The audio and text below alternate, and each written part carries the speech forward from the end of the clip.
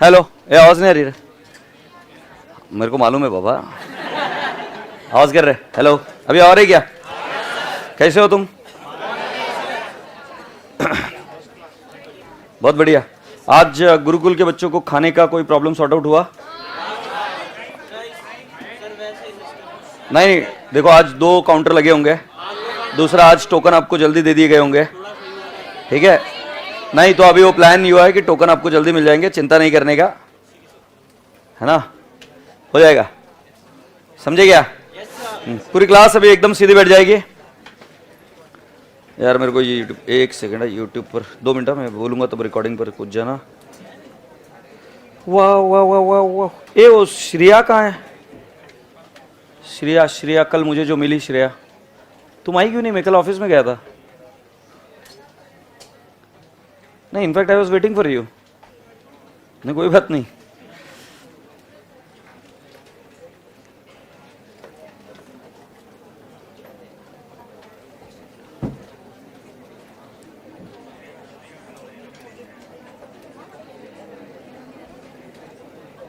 यार आ नहीं रहा यार मेरे पास।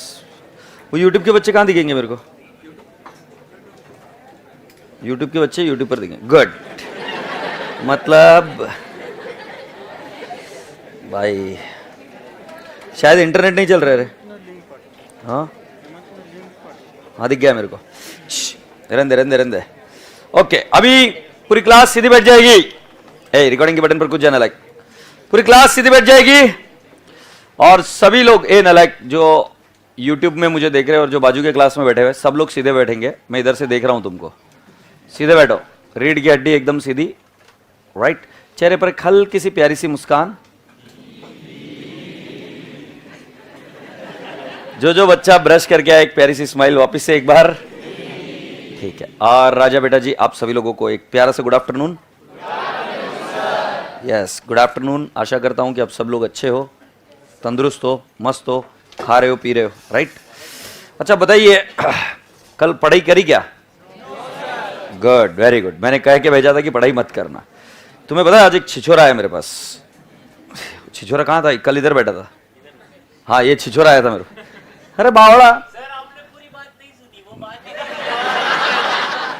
आपने भेज दिया मेरे को। भेजता ही तो 2 दिन के बाद मैं आके बोल रहा मेरी पढ़ाई नहीं हो रही। मैं कान के नीचे चल रहा है इधर से। मैं सीए के अलावा दूसरी कोई बातें नहीं करता बेटा। तुम्हें कुछ अलग लग रहा है। सो इसका गलत मीनिंग मत लेना, कुछ प्रॉब्लम होगी तो आओ भाई। मैं प्लीज, हाँ, मैं कोई दूसरी प्रॉब्लम नहीं सॉल्व करता। So let's go on. मैं अभी ज्यादा बातें करूं, इससे बात बिगड़े, उससे अच्छा हम आगे बढ़ते। सो तुम्हें पता है कल जब हम शुरुआत करे थे, मेरे यूट्यूब के बच्चों, रसगुल्लो, तुमको भी ढेर सारा प्यार। सो कल जब हमने शुरुआत करी थी तो मैंने आपको बताया था कि बेटा जी जो रिजर्व्स होते हैं वो ये बताते हैं कि हम कितना पैसा बिजनेस में से निकाल सकते हैं, और जो पैसा निकाल सकते हैं वो होता है फ्री रिजर्व। जो पैसा निकाल सकते हैं बिजनेस से वो उसको क्या बोलते हैं हम? Free reserve. और free reserve can be withdrawn. Okay, so reserve अलग अलग टाइप के होते हैं, जैसे कैपिटल रिजर्व होता है, कैपिटल रिडम्पशन रिजर्व होता है, डिवेंचर रिडम्पशन रिजर्व होता है, सिक्योरिटीज प्रीमियम होता है, और भी अलग अलग प्रकार के रिजर्व होते हैं जिसको विड्रॉ हम नहीं कर सकते। एग्रीड? सो फिर मैंने आपको बहुत अच्छे से इत्मीनान से सिखाया और समझाया कि रसगुल्लो, इस टॉपिक में मेन मुद्दा यह समझना है कि रिजर्व जो प्रॉफिट प्रायर टू इनकॉर्पोरेशन है, यह जाता है कैपिटल रिजर्व में। इसका मतलब यह है कि वो विड्रॉ नहीं किए जा सकते। और जो प्रॉफिट आफ्टर इनकॉर्पोरेशन है, यह प्रॉफिट हम कहां पे डालते हैं बेटा जी? फ्री रिजर्व में। और वो पैसा विड्रॉ कर सकते हैं क्या? The answer is yes. क्या यहां तक बात चली थी क्या? फिर मैंने आपको बताया था कि बेटा जी P&L अकाउंट 1 होगा या 2। तो कल हमने ये प्रूव कर दिया था कि बुक 1 होगी क्या 2 होगी। कल हमने बात करी थी, वो क्या नाम था रे उसका, वो तून जिसकी थी, वो श्यामलाल जो लस्सी बना रहा था, लस्सी नहीं क्या बना रहा था, रसगुल्ले, जो रसगुल्ले बना रहा था श्यामलाल, जिसकी तूंद आई हुई थी, वो बुक 1 ही यूज करेगा या सेपरेट बुक? 1।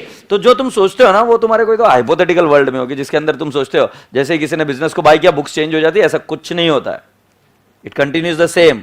इनफैक्ट जब आपको मौका मिलेगा ना कभी अमालगमेशन ऐसी कोई चीजें देखने को, तुमको पता चलेगा पुराने सिस्टम कई सालों तक चल रहा है अभी तक, राइट? क्योंकि एम्प्लॉयज पुराने सिस्टम से कंफर्टेबल है, वो वही सिस्टम को चला रहे। ऐसा ही होता है, इज दैट ओके? अभी बीच में ये हुआ था, तुम्हें पता है, गो आईबीबो और मेक माई ट्रिप, इन दोनों ने एक दूसरे को मर्ज कर लिया था, यस और नो? तुम अभी भी देखोगे कई सारी चीजें गो आईबीबो की सेम ही है पहले वाली।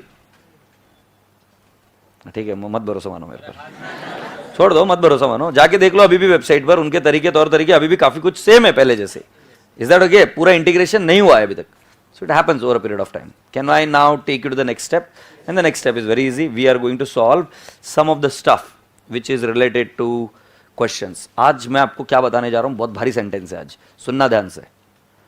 क्वेश्चन ही आंसर है। अभी तक तो हम हाथ भी नहीं लगाएंगे। क्या आंसर है? क्वेश्चन ही आंसर है। आंसर हवा में से नहीं आता है, आंसर आता है क्वेश्चन से। प्रॉब्लम की जितनी अच्छी समझ उतना अच्छा आप आंसर निकाल पाएंगे या लिख पाएंगे। जिस चीज का क्वेश्चन समझ में नहीं आया उस चीज का आंसर समझ में आने की संभावना लगभग शून्य है। प्रश्न ही उत्तर होता है।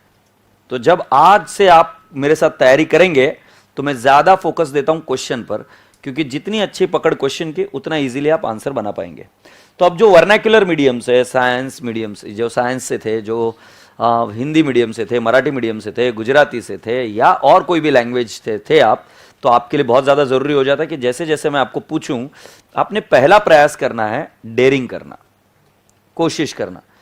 वहां बैठकर स्पेक्टेटर बनने से आप कभी क्रिकेटर नहीं बन सकते, स्पेक्टेटर बनने से आप कभी क्रिकेटर नहीं बन सकते, स्विमिंग नहीं कर सकते, तो स्पेक्टेटर वाला बंदा कभी प्रॉब्लम भी सॉल्व नहीं कर पाएगा। तो आपको मेरे समझाने के पहले जब जब भी मैं ये कहूंगा कि आप इस क्वेश्चन को पढ़कर इंटरप्रेट करिए, इसका मीनिंग क्या है, तो वो इंटरप्रिटेशन कम से कम इधर चलना चाहिए, क्योंकि मैं सभी बच्चों से तो पूछ नहीं पाऊंगा। सो यूट्यूब के बच्चे, ऑनलाइन के बच्चे, पेनड्राइव के बच्चे, मेरे बाजू में जो रसगुल्ले बैठे, उनको मैं कहूंगा कि इंटरप्रिटेशन इधर चलना चाहिए। जब आप इंटरप्रिटेशन इधर करोगे तो ऐसा हो सकता है कि आपका इंटरप्रिटेशन सही जाए या गलत जाए। सही जाए तो बढ़िया है, बट गलत जाए तब आपको प्रॉब्लम को और ध्यान से पढ़ना होगा, ये समझ में आएगा। ये स्टेप मैं बता रहा हूं, बार बार नहीं रिपीट कर पाऊंगा, बट ये बहुत ही ज्यादा इंपॉर्टेंट स्टेप है, क्योंकि मैं ये हमेशा मानता आया हूं और मानता रहूंगा, प्रश्न ही उत्तर है। मैं थोड़ी ना मेरे मन से कुछ कर पा रहा हूं, मैं जो कुछ भी कर पा रहा हूं क्वेश्चन को पढ़ के कर पा रहा हूं। क्वेश्चन की जितनी अच्छी पकड़, जितना अच्छा समझ, उतना इजीली आपका आंसर आएगा। क्या मेरी बात आपके जहन तक पहुंची?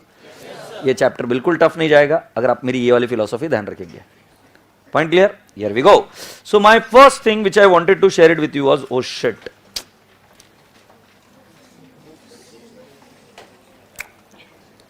नहीं मेरे दिमाग में था सुबह, मैं भूल गया। कोई बात नहीं, मैं करूंगा फिर भी, तो कुछ नहीं हुआ, टेंशन न को ले। तो ठीक है ना, सांसें लेते रहे, जिंदा रहेगा। सो मेरी तरफ से रह गया वो, एक्चुअली मैं पता नहीं कैसे भूल गया। अभी एक्चुअली शेड्यूल हमारा बहुत हेक्टिक है। हेक्टिक इस वजह से है क्योंकि क्या हुआ,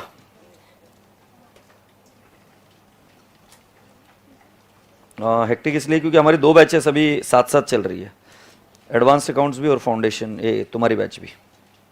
ऐसा होता नहीं है, बट बिकॉज दी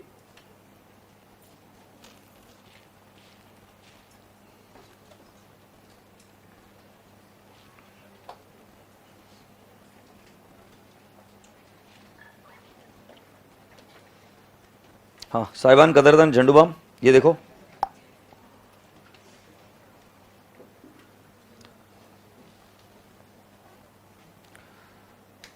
अच्छा। So here I'll explain you that there is a table, basis of apportionment. क्या बोला मैंने? Basis of apportionment. So now the first concept which I am explaining is apportionment. Apportionment मतलब बांटना, right? So जैसे मैं बोलूंगा तुम्हारे पास पिज्जा है, अकेले खा जाते हो भसड़ भसड़ की बांटते हो? So बांटने को इंग्लिश में बोलते हैं apportionment. Apportionment between 2 people, 3 people, 4 people, right? Divide. Portion नाम सुना है? पोर्शन, तो apportionment is distribute. Now my dear friend, when I am saying that कि हमारा पी एंड एल अकाउंट 1 होगा, हमारा पी एंड एल अकाउंट कितना होगा? 1 होगा। सो जब हमारा पी एंड एल अकाउंट 1 होगा तो उस पी एंड एल अकाउंट में अलग अलग आइटम होंगे, सैलरी होगा, रेंट होगा, राइट, अलग अलग आइटम होंगे। इन आइटम्स को मुझे बांटना होगा कौन से पीरियड में? प्री और पोस्ट। बोलो ना, किधर किधर बांटने पड़ेंगे, प्री और पोस्ट। वही काम मैं सिखाऊंगा आज। सो मैं आपको बता रहा हूं कि कैसे बांटना है। सो राजा बेटा जी, पहले अगर आपको मैं ग्रॉस प्रॉफिट या ग्रॉस लॉस दूं, और ये बात ध्यान रहे, कि हम हमेशा जीपी या जीएल से शुरू करेंगे। किससे शुरू करेंगे? जीपी या जीएल से। अगर जीपी या जीएल नहीं दिया है तो कैलकुलेट करोगे। और वो कैसे कैलकुलेट करना है? ट्रेडिंग अकाउंट आता है क्या? चलो पूछते हैं, ट्रेडिंग अकाउंट के डेबिट में क्या? अंडी बंडी शंडी जो नहीं बोलेगा। ट्रेडिंग के डेबिट में क्या है? फिर नीचे टू परचेसेस, फिर by sales, by closing stock और सारे डायरेक्ट एक्सपेंसेस। उसके बाद में क्या आ जाएगा? जीपी। माने अगर जीपी नहीं दिया है तो हम इस प्रकार से ट्रेडिंग अकाउंट बनाएंगे और ट्रेडिंग अकाउंट में हम क्या लिख देंगे? To opening stock, to purchases, to carriage inward, by sales, by closing stock. बोलो ना हाँ। और फिर ससुरे आ जाएगा जीपी। और जीपी कौन से रेशो में जाता है? साहिबान, कदरदान, झंडूबाम, सेल्स रेशो। अब तुमने कल थोड़ा सा सुना था सेल्स रेशो क्या होता है, एक बार लिख कर भी ले लिया था, बट सेल्स रेशो मैंने कहा था कल कुछ मत पड़ गया ना, आज मैं दोबारा समझाऊंगा, तो मैं समझाऊंगा वापस। बट अभी तुमको ये तो रजिस्टर हो गया कि हाँ कल कुछ तो बताया था, वैसा वो जो रेशो रहता है उस रेशो में इसको बांटना रहता है। मेरे को याद नहीं आ रहा है जीपी जीएल किस में बांटते हैं। तो थोड़ा क्या देख रहे हो? हेडिंग लिखो अपोर्शनमेंट, हेडिंग लिखो अपोर्शनमेंट, अपोर्शनमेंट लिखे हो क्या पांडे जी?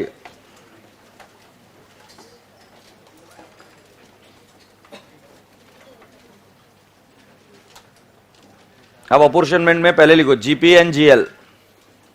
ये ऐसे लिखने का है, बाकी का कुछ नहीं। अच्छा ठीक है, मैं लिख देता हूं अपोर्शनमेंट। तुम देखते रहते हो क्या लिखने का है, क्या बोल रहा है बाबा? अपोर्शनमेंट। फिर मैं लिखूंगा जीपी या जीएल।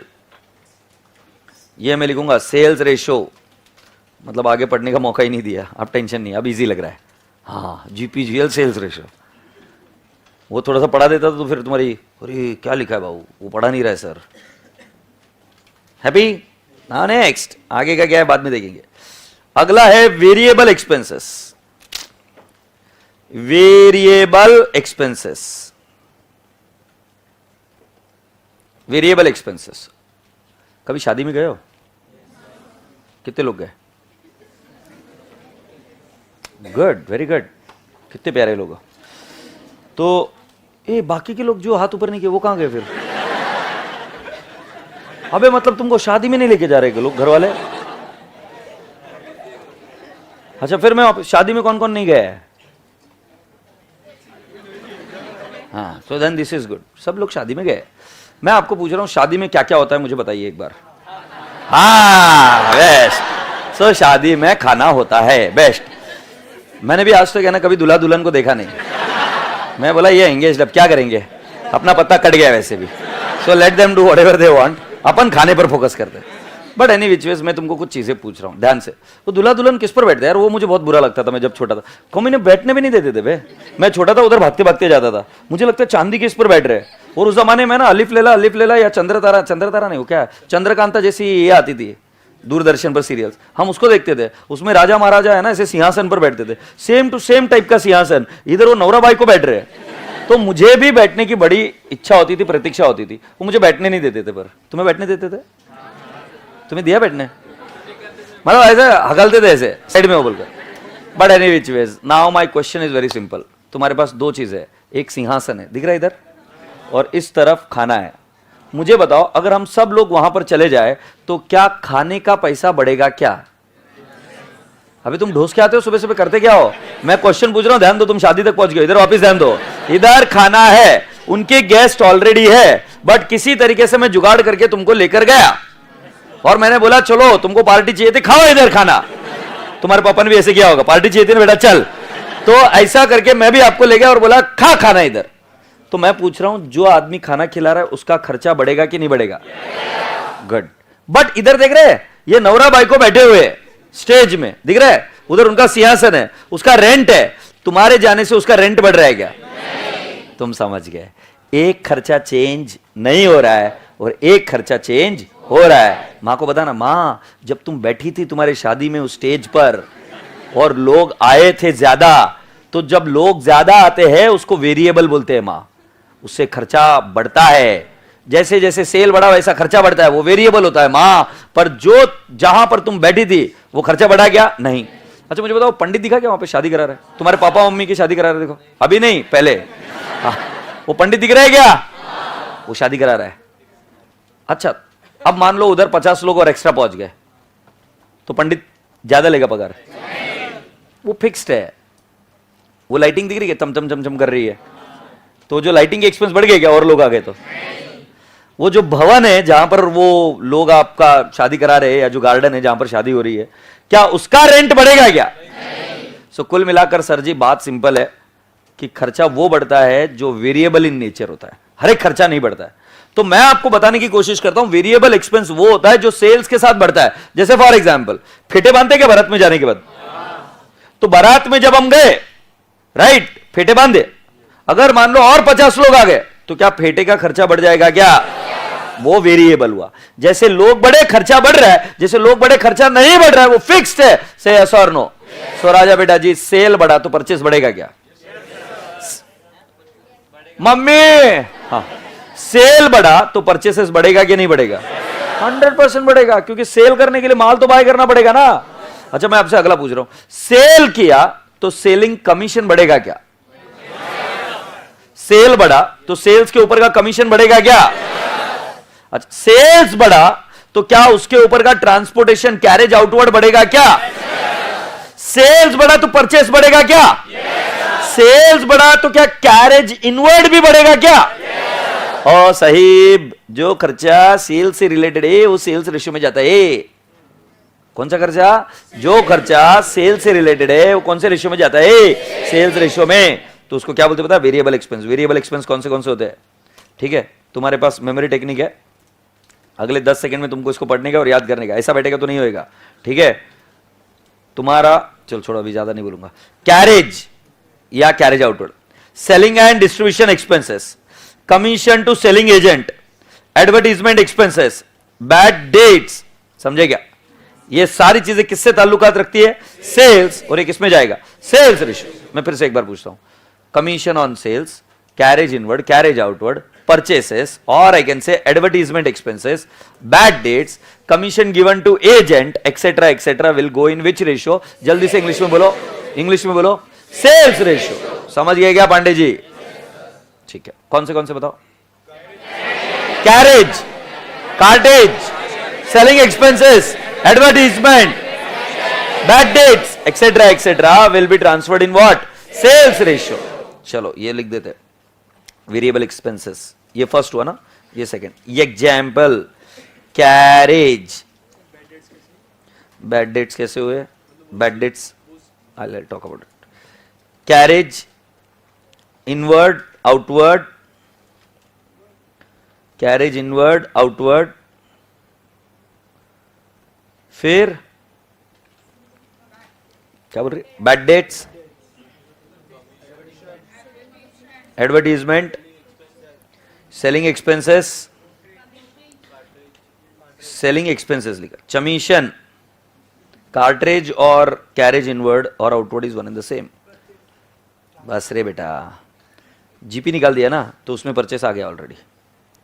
Sales ratio. मेरा ऑनलाइन का बच्चा क्या बोलता है? उई सब्जी, कोई प्रॉब्लम ही की? ठीक है, नमस्ते सर, सुनील सोनी नमस्ते।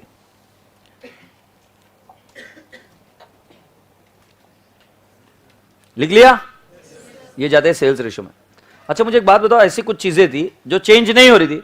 पंडित जी को देने वाली दक्षिणा चेंज हो रही थी? नहीं। लाइटिंग लगाई चेंज हो रही थी? नहीं। बैंड बजा चेंज हो रहा था? नहीं। मतलब ये शादी एक एक्चुअल कॉस्टिंग की एरिया है जहां पर पूरा कॉस्टिंग सिखाया जा सकता है, कौन सा खर्चा बढ़ रहा है, कौन सा खर्चा नहीं बढ़ रहा है। हैप्पी? सो मेरे राजा बेटा जी, जो खर्चा फिक्स रह रहा है वो टाइम रेशियो पर जाता है। किस पर? Time ratio. पगार, सैलरी, सैलरी किस पर जाएगा? Time ratio. सैलरी के बाद में अगर मैं आपको अगला बताऊं, इलेक्ट्रिसिटी, टाइम रेशियो। इलेक्ट्रिसिटी के बाद में रेंट, क्योंकि वो चेंज नहीं हो रहा, रेंट नहीं चेंज हो रहा भाई, कितने लोग आ रहे जा रहे उससे।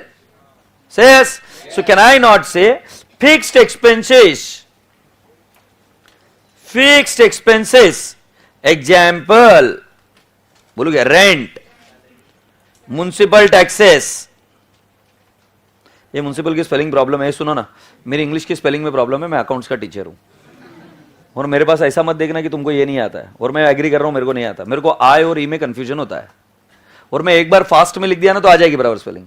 मैं सोच के लिखूंगा तो मेरी बैंड बच जाएगी। तो मेरे को प्लीज जलील मत करना, और जलील करो तो भी तुम्हारी प्रॉब्लम, मेरे को कोई फर्क नहीं, क्योंकि मैं उसका बुरा मानने वाला 5 पैसे का भी नहीं हूँ। ये स्पेशली यूट्यूब के बच्चे मेरे नीचे कमेंट करते हैं कि सर आपको स्पेलिंग नहीं आती। मैं बोला बड़ा अच्छा है, तेरे पास इतना टाइम है तो मेरी स्पेलिंग मिस्टेक निकाल रहा है, बड़ा बहुत बढ़िया है। मेरे को आई और ई में कंफ्यूजन होता है, ठीक है, आई और ई में, कब आई यूज करने का कब ई। और वो फास्ट लिखूंगा तो आ जाएगा, स्लो लिखूंगा और एक बार गलती हो गई तो गलती होगी। अब मैं कोशिश करता हूं, म्युनिसिपल आता है क्या?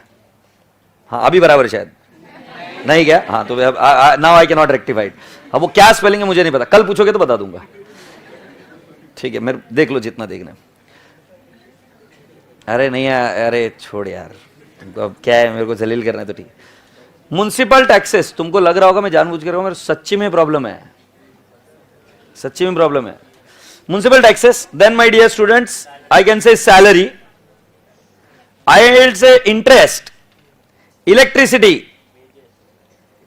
वेजेस भी बिल्कुल सही। कौन से रेशियो में जाएगा? टाइम रेशियो, टाइम रेशियो में जाएगा। साइबान, कदरदान, झंडूबाम टाइम रेशियो में जाएगा। डेप्रिसिएशन, कितना प्यारा बच्चा है, डेप्रिसिएशन। एक बच्चा क्या बोल रहा है, सर मैं अभी शादी में जाके लाइव एग्जांपल लेने वाला हूं। गुड बेटा गुड। थर्ड, डेप्रिसिएशन तक आ गए, आशा करता हूं कि इजी है। सो अब इसको पढ़ लेते एक बार और फिर जहन में डाल देंगे। Fixed common charges, example salaries, office and admin expenses, rent, rates, taxes. मुझे भी म्युनिसिपल नहीं लिखना चाहिए था, टैक्सेस लिखना चाहिए था। Printing and stationery, telephone, telegram, postage, depreciation, miscellaneous expenses. कहां जाएंगे पांडे जी? Time ratio. अब तुम्हारे दिमाग में ये क्वेश्चन होगा, टाइम रेशियो क्या होता है? देखेंगे, इजी है। हैप्पी? गुड। मुझे एक बात बताओ, टाइम रेशियो में कौन से जाते हैं? अच्छा थोड़ा सा अपन गेम खेलते हैं। Salary, wages, printing and stationery, carriage inward, carriage outward, okay, interest, depreciation, bad debts, advertisement. हाँ बुद्धिमान है तुम, अच्छा है।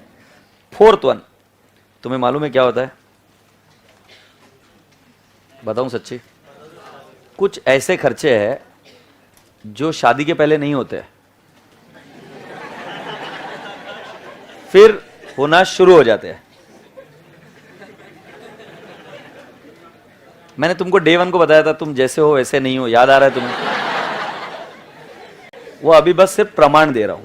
मैं इतनी अच्छी बात कर रहा था, मैं सिर्फ इतनी सी बात बता रहा था कि भाई साहब ऐसे कुछ खर्चे होते हैं जो शादी के पहले नहीं हो रहे होते हैं, और वो खर्चे शादी के बाद में होने लग जाते हैं। मैं बस इतनी सी बात बोला, क्या गलत बोल रहा हूं मैं? राइट? हाँ, तुम इसी चीज की वजह से तो कंट्रोल कर कर बैठे हुए हो, नहीं तो तुम तो कभी की शादी कर चुके होते थे बचपन में ही। राइट? तो मैं अभी आपको बताता हूं क्या क्या रहते हो खर्चे। तो जब मैं छोटा था और मैं जब तुम्हारे जितना था, तुम्हारे घर में कितने बर्तन है सर? मैं जब तुम्हारे जितना था, तुम्हारे घर में कितने बर्तन है? अबे घर में मतलब उधर घर में नहीं, अभी इधर एक भी बर्तन नहीं। देखो फिर भी खुश है, कोई जीवन में फर्क है? कोई प्रॉब्लम? अच्छा किसी के घर में बर्तन है क्या जो इधर रह रहा है, इधर रह रहा है? हाँ कितने बर्तन है? 5 to 6। तुम्हारे घर में 3-4 ही बर्तन है। कोई है इधर जिसके पास 25 के ऊपर बर्तन है घर में अभी, जो अकेला रह रहा है इधर? हाँ तो बर्तन पर खर्चे नहीं है। मेरे घर में 2500 है, फिर भी कम पड़ते हैं। मैं आपको बता रहा हूं, मैं 3 ग्लास में और 1 पातेले में हमने सब्जी भी बनाई है, हमने क्या बोलते हैं उसको, दूध भी बनाया है, हमने बॉर्नविटा, चाय, कौन सी ऐसी चीज थी जो उसमें नहीं बनती थी, सब बन जाती थी। और उन्हीं 3 ग्लासों में हमने खीर भी पी है, शरबत भी पिया है। अरे एक चीज ऐसी नहीं थी जो पिया नहीं है ना। अरे ये गलत बात है। शादी के बाद ये हुआ कि पहले मेरे पास 3 बर्तन हुआ करते थे, अब मेरे पास 2500 बर्तन है। तो मैं आपको पूछता हूं, जो बर्तन एक्स्ट्रा लिए वो खर्चा कौन से पीरियड का है? पोस्ट का है कि प्री का है? पोस्ट मैरिज का है। हाँ या ना? हाँ, सिंपल सी बात है। एग्रीड? हाँ, तो तो मैं आपको सिंपल सी बात बता रहा हूं राजा बेटा जी, पोस्ट में ऐसे कुछ खर्चे होते हैं जो उसी पीरियड में हो रहे हैं। जैसे फॉर एग्जांपल पहले प्रोप्राइटरशिप थी, राइट? वो कनाडा का बंदा जो आया था, श्यामलाल जो था, वो प्रोप्राइटर था, श्यामलाल प्रोप्राइटर था, राइट? फिर श्यामलाल को बोला गया कि आगे चलकर हम इसको कंपनी बनाएंगे। आप प्रोप्राइटर में बेटा जी कोई डायरेक्टर नहीं होता है, बट जब श्यामलाल कंपनी में कन्वर्ट हो गया तो यहां पर डायरेक्टर आया और क्या देना पड़ा? Directors fees. बोला हाँ या ना? सो बेटा जी मुझे बताओ, डायरेक्टर्स फीस देना पड़ेगा, तो ये कौन से पीरियड का खर्चा है? पोस्ट। डायरेक्टर ये शब्द खुद दर्शाता है कि भाई साहब पहले जब कुछ भी नहीं था, पहले प्रोप्राइटरशिप थी, पार्टनरशिप फॉर्म थी, डायरेक्टर हो ही नहीं सकता, है ना बेटू? तो बेटा जी डायरेक्टर कब बना? जब कंपनी बनी तब। सो राजा बेटा जी directors fees will go in what? Post. Say yes. Let me give you one more simple example. Interest on debenture, नाम सुना है? चल जेठे, इंटरेस्ट ऑन डिबेंचर, इसमें कीवर्ड है डिबेंचर। डिबेंचर कौन इश्यू कर सकता है? प्रोप्राइटर या कंपनी? कॉमन सेंस की बात है, interest on debenture will also go in what? Post. Agreed? तो ऐसे कुछ खर्चे होंगे जो सीधे सीधे ताल्लुकात रखते हैं पोस्ट पीरियड से। किससे? तो पोस्ट में डालेंगे। से यस। और ऐसे कुछ खर्चे होंगे जो सिर्फ ताल्लुकात रखते हैं प्री में। ठीक है, अभी एक काम करते, आज क्या तारीख है? 25। 30 सितंबर को मेरे को खरीद के लेके जाने वाले लोग, मैं बिजनेस है। ए संतोष, संतोष ठीक है, मेरे को ये दे, पेपर दे और एक माचिस दे।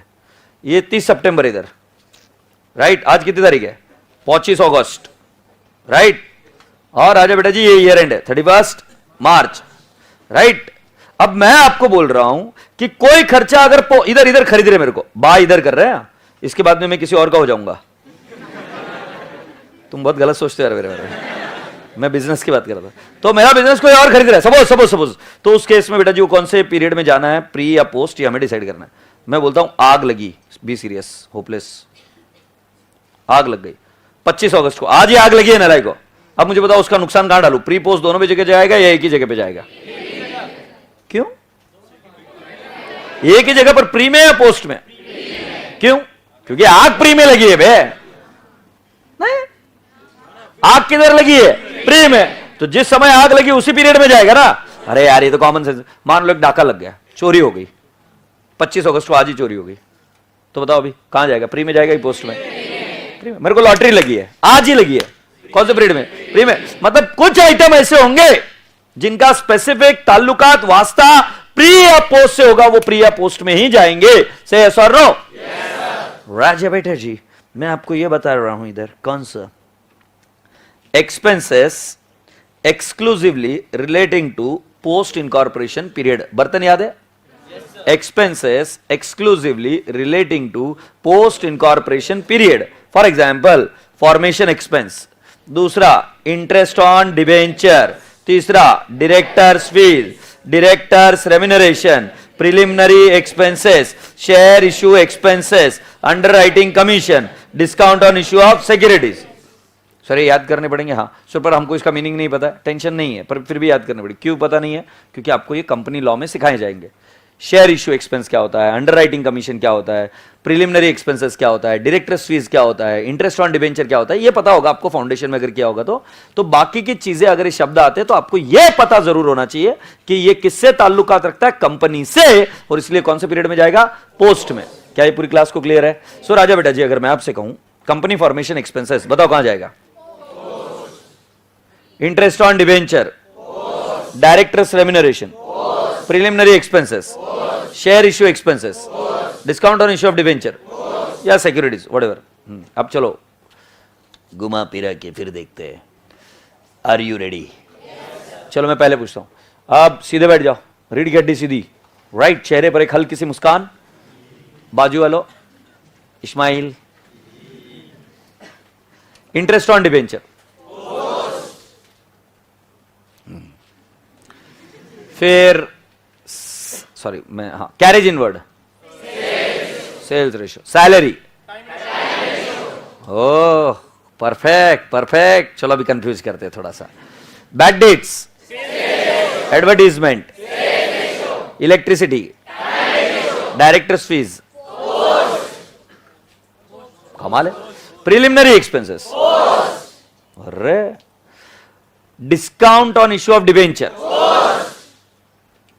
Share issue expenses, carriage outward, फिर रेंट, इंटरेस्ट, भारी भारी। लिख लें एक बार, कितना खुश हो रही है।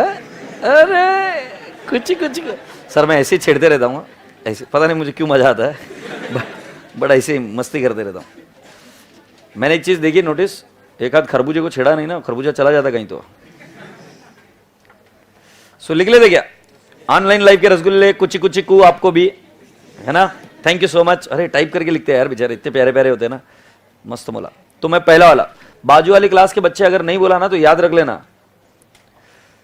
हाँ अभी सुनते हैं क्या मेरा फोर्थ वाला, ये बहुत भारी वाला है। मैं सर्टन एक्सपेंडिचर या certain items charged to post only, certain items charged to post only, कुछ ऐसे आइटम जो सिर्फ पोस्ट में जाएंगे। कौन से? डायरेक्टर्स फीस, अरे यार मैं पहले लिखना चाहिए था वो, ठीक है। डायरेक्टर्स फीस के बाद में नेक्स्ट प्रिलिमिनरी एक्सपेंसेस, फिर शेयर इश्यू एक्सपेंसेस,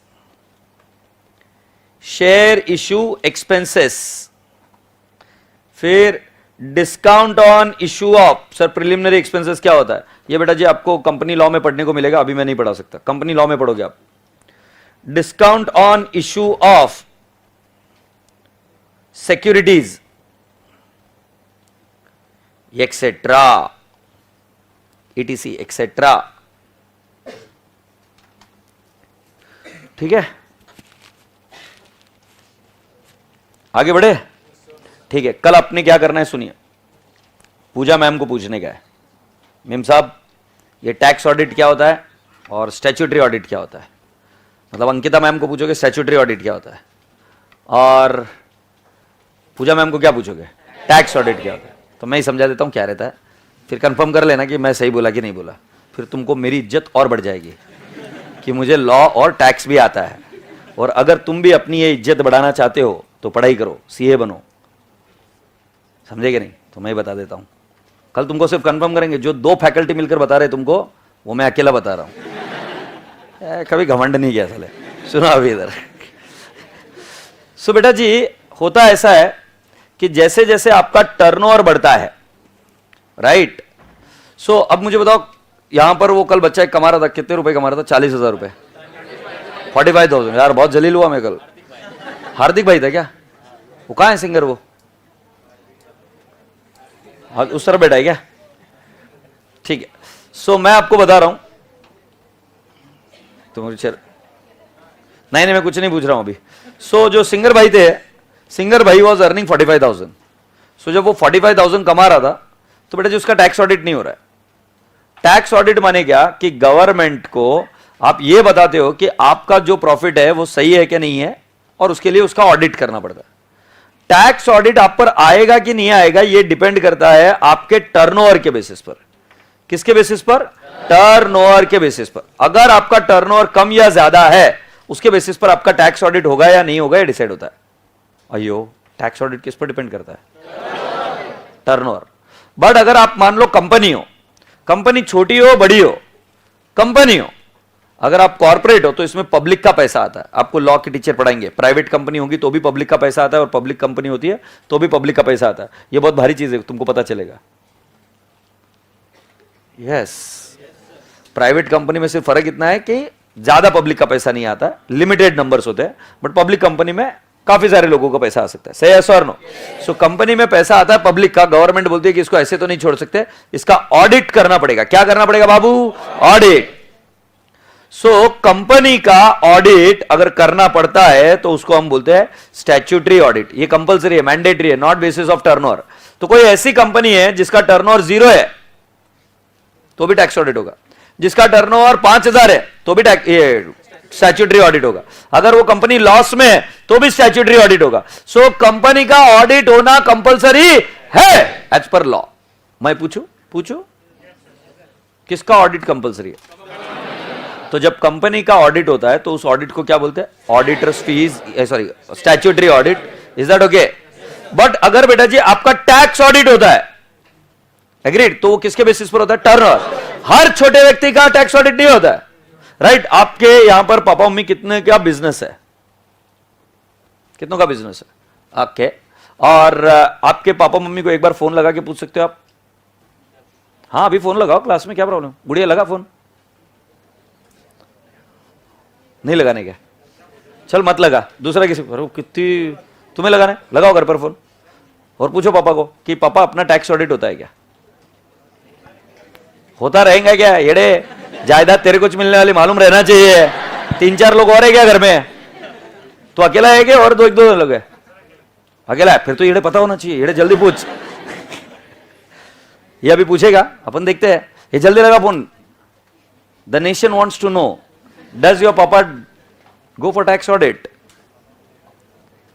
पापा मैं, तुम्हारा नाम क्या बेटा? तो बोलना पापा मैं साहिल बोल रहा हूं आनंद भंगड़ी की क्लास से। आप? नमस्ते पापा। अभी क्लास में था, सर ने एक क्वेश्चन पूछा था, अपनी फर्म का टैक्स ऑडिट होता है क्या? टैक्स ऑडिट, हाँ सर अभी नहीं करवाया। गुड। तो तुमको जो मैं बोल रहा था बात सही है, हर एक का टैक्स ऑडिट नहीं होता है। टैक्स ऑडिट किस पर डिपेंड करता है? टर्नओवर। अगर आपका टर्नओवर एक विशिष्ट लिमिट के ऊपर जाएगा तो आपका टैक्स ऑडिट होगा। ठीक है, थैंक यू बोलो पापा को। आई लव यू बोलो। थैंक यू पापा। आई लव यू बोल दो, बोल दे बोल दे। आई लव यू पापा। गुड।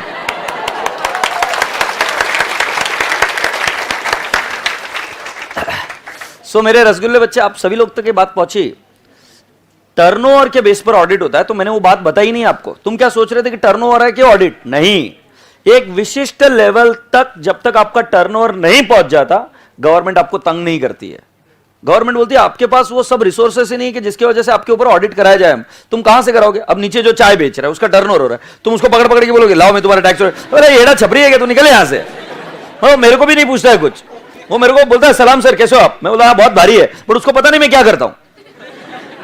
मैं उसको बोलूंगा वो पेपर ला के दिखा मेरे को टैक्स ऑडिट करने का। दूध कितने का, उसका बिल कहां पे है, कौन सी गाड़ी में आया, तो उसका पेट्रोल का बिल है। बोले एड़ा बेटा है क्या, निकल तू यहां से। तो समझने की कोशिश करो, tax audit happens on the basis of turnover. से यस। तो कल के लिए तुम्हारा होमवर्क है, मैं डायरेक्टली हर चीज स्पून फीडिंग नहीं करता हूं, बट मैंने तुमको बता दिया कि मेरे दोनों चीजें आती है। अब तुमको कल मुझे पूछ के आना है और बताना है कि टैक्स ऑडिट कब होता है। मुझे नको बताओ, कल मुझे बताओगे तुम। ठीक है, ये बेस्ड ऑन टर्नओवर, ये मैंने बता दिया। और स्टैट्यूटरी ऑडिट मतलब क्या? As per companies act. तुम कंपनी बने ना, तुम्हारे ऊपर स्टैट्यूटरी ऑडिट मैंडेटरी है, कंपलसरी है। से यस। मेरे को नहीं पता, बोलो ना जल्दी से। मेरे को नहीं। टैक्स ऑडिट कंपलसरी है क्या? नहीं, बट कंपनी के लिए स्टैट्यूटरी ऑडिट कंपलसरी है क्या? हाँ। और बेटा जी टैक्स ऑडिट किसके ऊपर बेस्ड है? टर्नओवर। जल्दी से पूरी क्लास बताएगी टैक्स ऑडिट किस पर बेस्ड है? ये प्यारे बच्चे हो, right? Very good ma'am, very good very good very good. Will take you to the Olympics. नया स्पोर्ट्स इंट्रोड्यूस हो रहा है, ऐसा करना होता है। तुम जाओगे, इंडिया को रिप्रेजेंट करना है तुम्हें। क्या मस्त स्टाइल में करते मैम सब तुम। सो अभी आगे बढ़े क्या? सो राजा बेटा जी, ये ऑडिट कौन करता है? सीए करता है क्या? ऑडिट कौन करता है? तो जब सीए ऑडिट करता है तो पैसे देने पड़ते हैं क्या? तो ये बन गया हमारा एक्सपेंस। एक्सपेंस बन गया ना। सो P&L के डेबिट साइड में दिख रहा है क्या? इधर देखो, ऑडिट फीस, राइट? अब इसको पूछो तुम कौन सा ऑडिट फी हो? वो बोल रहा है मैं तो कंपनीज एक्ट के हिसाब से हूं, तो ये पोस्ट में जाएगा। पूछो ना इसको, तू कौन सा ऑडिट है? कंपनी एक्ट के हिसाब से, तो स्टैट्यूटरी ऑडिट है। ये कहां जाएगा? पोस्ट में। इसको पूछो तू कौन सा ऑडिट है, तो बोलता है कि मैं तो टैक्स ऑडिट हूं। तो कौन से बेसिस पर जा रहा है? ये किसके वजह से हो रहा है टैक्स ऑडिट? टर्नओवर। टर्नओवर बोले तो सेल्स, तो ये कहां जाएगा? सेल्स रेशियो में। भारी है कि नहीं?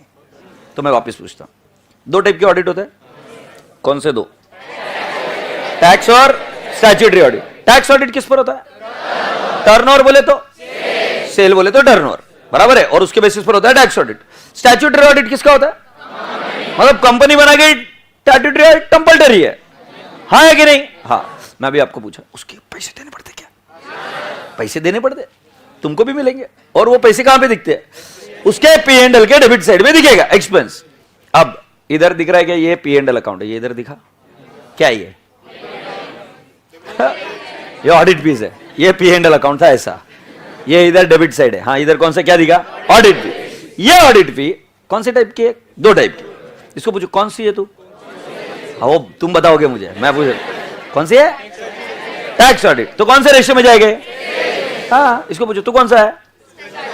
Statutory audit. कहां जाएगा? क्योंकि ये कंपनी को कराना पड़ता है, अगर कंपनी से रिलेटेड है तो पोस्ट में जाएगा ना, सिंपल। अब मजा तब आती है जब एग्जामिनर बोलेगा मैं नहीं बताऊंगा कि ये कौन सा ऑडिट भी है। वो बोल रहा मैं नहीं बताऊंगा, उसको पता नहीं किस बात का एक जुनून है। बोले तुम पेपर लिखने को आओ, बट मैं तुम्हें इधर ऑडिट फीस लिख कर दूंगा, बट ये नहीं बताऊंगा कि तू टैक्स ऑडिट है कि स्टैट्यूटरी ऑडिट है। अब तुम बताओ, तुम कैसे पता करोगे? नहीं, तुम कैसे पता करोगे टैक्स ऑडिट है कि स्टैट्यूटरी ऑडिट है? अच्छा ठीक है, तुम मुझे बताओ, बच्चा होने वाला है, लड़का होगा कि लड़की होगी? बताओ, लड़का होगा कि लड़की होगी? बताओ। क्या बोल रही बेटा? मां उतना डिटेल में मत जा इधर। मां जब बच्चा होगा तो अजम्पशन के बेस पर नहीं किया जा सकता यार। मैं तुमको कुछ क्वेश्चन पूछा बहुत इजी, मैं एकदम इजी क्वेश्चन पूछता है। मैं बोला बच्चा होने वाला है, तुमसे पूछा जाए लड़का होगा कि लड़की होगी? तुम सिंपल भाषा में बोलो सर मैं अगर कुछ भी बोलूंगा वो मैं फेंक रहा हूं। लेट्स एग्री, तुम डॉक्टर नहीं हो, राइट? तुम्हारे पास तुम बोले फेंक रहा हूं सर मैं, बिंदास। शायद मुझे लगता है लड़का होगा, कोई बोलेगा मुझे लड़की होगी, ऐसा लग रहा है। दोनों ही सही है, कौन गलत है? अगर वो एग्जामिनर कमीना नहीं दे रहा है कि ये ऑडिट फी कौन सी है, तो मैं कौन होता हूं? मैं कैसे पता करूंगा? मुझे नहीं पता चलने वाला, तुम्हें भी नहीं पता चलेगा। बट जब तुम आंसर देखोगे सजेस्टेड का, तो कभी वो सेल्स रेशियो में डाल देते, कभी वो पोस्ट में डाल देते। तब तुम मेरे पास लेके आ जाते हो वो भाले निकाल कर, तलवार निकाल कर, सर उन्होंने तो यहां पर डाला। अबे एड़े, अपना अजम्पशन अलग है, उनका अजम्पशन अलग है, दोनों का आंसर राइट है। से यस। तो मेरे पास ये चीज निकाल कर कोई नहीं आएगा, भाला निकाल कर कि सर ऑडिट फीस अपन ने तो पोस्ट में डाला है, उन्होंने प्री और पोस्ट दोनों में डाला है। अबे ये डे, अपन ने अज्यूम किया है कि वो एज पर स्टैट्यूटरी ऑडिट है, उन्होंने अज्यूम किया है वो टैक्स ऑडिट है। आंसर तो चेंज होगा ना। या तो एग्जामिनर को जाके रिक्वेस्ट कर दे, उधर नीचे लिख दे कौन सी टैक्स ऑडिट फीस है या स्टैट्यूटरी ऑडिट फीस है, मैं बराबर आंसर दे दूंगा तुझे। करता है तो ऐसी प्रॉब्लम कुछ आएगी। इस केस में तुम्हें इंडिपेंडेंट बनना पड़ेगा, और तुम क्यों कर रहे हो, क्या चीज कर रहे हो, ये पता होना चाहिए। Is that okay? सो अभी फोर्थ पॉइंट लिखेंगे सर? नहीं बे, अब लिख। अरे अब लिख, audit fees. Audit fees as per companies act, इसको क्या बोलेंगे इंग्लिश में? Statutory audit fees. इसको क्या बोलेंगे? Statutory audit fees. मैं बोलेगा ये जाएगा पोस्ट में।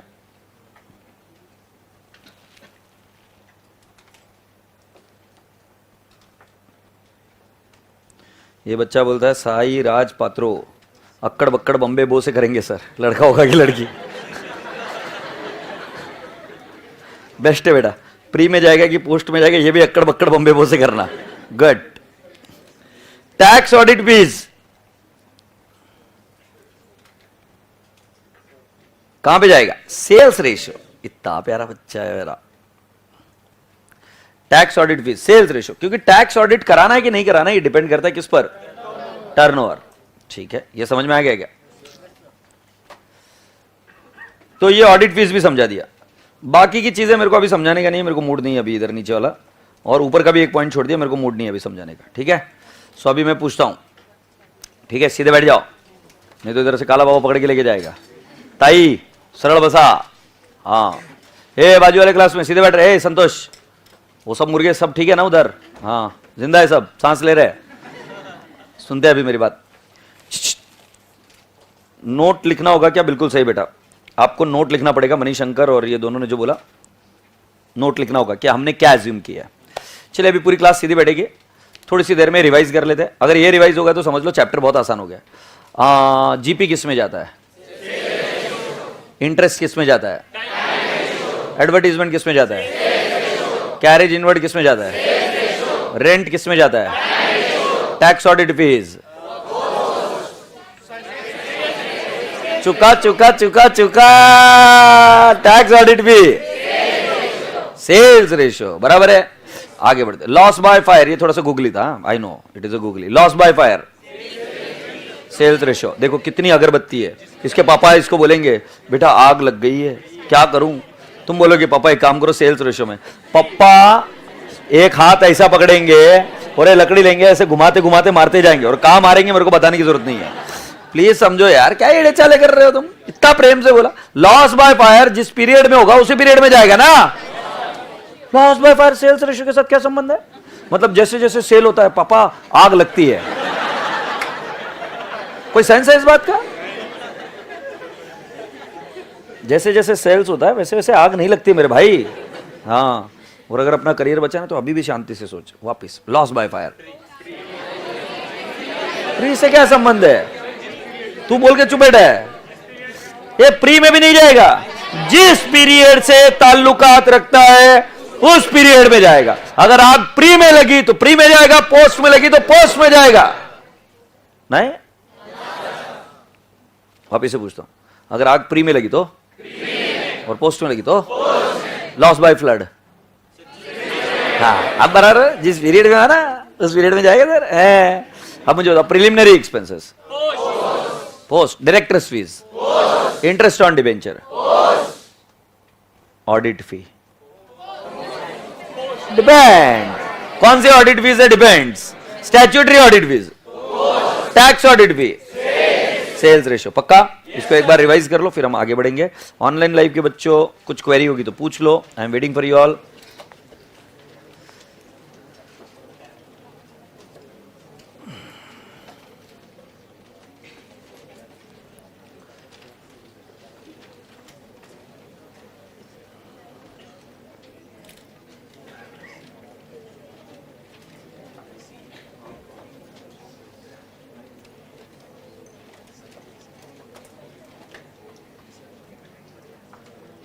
चलूं क्या आगे?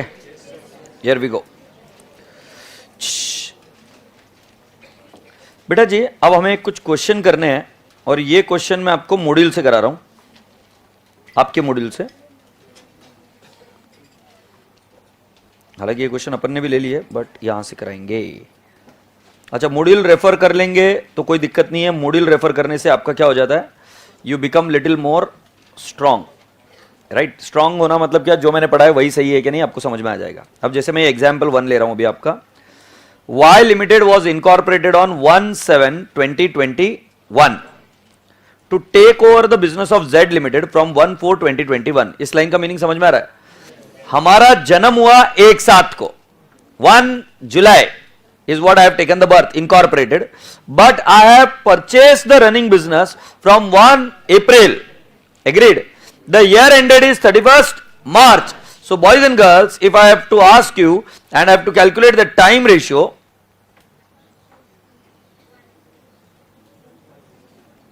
if I have to calculate the time ratio, then time ratio is what? Pre में कितना period है बेटा जी? So I'll say 1/4 to 1/7. So how many months? 3 months. So 3 months. And what about the post period? So from 1/7 to 31st March. So beta how many months? 9 months. So can I not say my pre-incorporation period is 3 months and my post-incorporation period is 9 months? Do you all agree? Easy question था, solve करने की जरूरत नहीं है। यहाँ से इधर देख लेते। Q Limited was incorporated on 1/8/2021 to take over the business of W Limited from 1/5/2021. सो बेटा जी मुझे एक बार सोच के बताइए, इनकॉर्पोरेशन कब हुआ? 1 अगस्त। आपने व्यवसाय को, बिजनेस को कब खरीदा है? When did you buy it? 1/5. So May, June, July. Will I take August? No, अगस्त की 1 तारीख है। वापिस से मई, जून, जुलाई, 3 मंथ्स प्री में 3 महीने। अगर आपको चाहिए तो मई, जून, जुलाई। अब राजा बेटा जी आगे बढ़ते, ईयर एंड कब है? 31 मार्च। तो अगस्त, सितंबर, अक्टूबर, नवंबर, दिसंबर, जैन, फेब, मार्च, कितने महीने हो गए? 8 मंथ्स। पोस्ट हो गए 8 मंथ्स। राजा बेटा जी अगर आप टोटल देख रहे होंगे तो 11 महीने हो रहा है। And now I see question mark on your faces, sir 12 महीने क्यों नहीं? Why is not 12 months? क्योंकि बेटा जी ऐसा किसने कहा कि बिजनेस हमेशा डे 1 को ही एक्वायर होगा? सही आ रहा है कि नहीं आ रहा है? बिजनेस तो कभी भी एक्वायर हो सकता है ना। सो बिजनेस मैंने एक्वायर किया 1/5 से। सो मेरे लिए प्री इनकॉर्पोरेशन पीरियड जिस दिन से एक्वायर किया, I never said from the start of the year, I said from the date of acquisition to date of incorporation. So what is the date of acquisition? If you closely observe, it is 1st May. And what is the date of incorporation? It is 1st of August. So 1st May to 1st August is pre-incorporation period, and from 1st August to 31st March it is post-incorporation period, which is happens to be how much? 8 months. So write down this question. ये 3 महीने और 8 महीने आएगा. Shall I dictate you all? आगे लिखिए. Time ratio. Heading क्या लिखेंगे? Time ratio.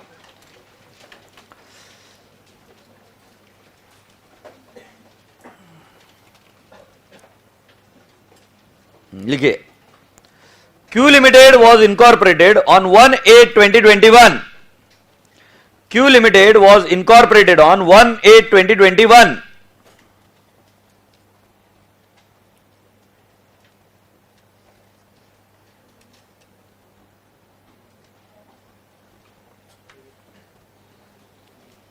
Q Limited was incorporated on 1/8/2021.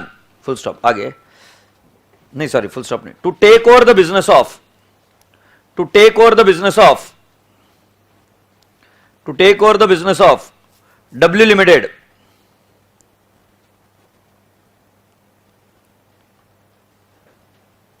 To take over the business of W Limited from 1/5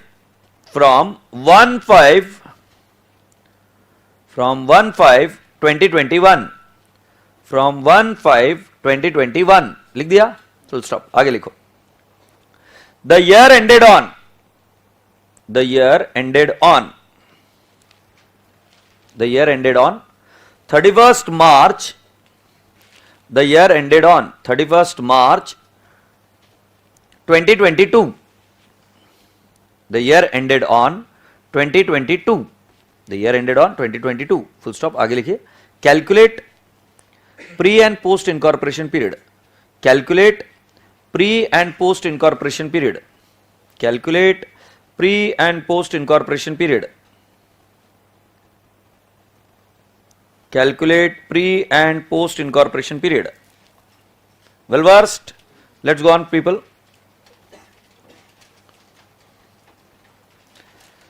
date of incorporation क्या है? 1/8/2021. लिख दीजिए date of incorporation 1/8/2021. Date of take over, date of take over 1/5/2021. Date of take over 1/5/2021.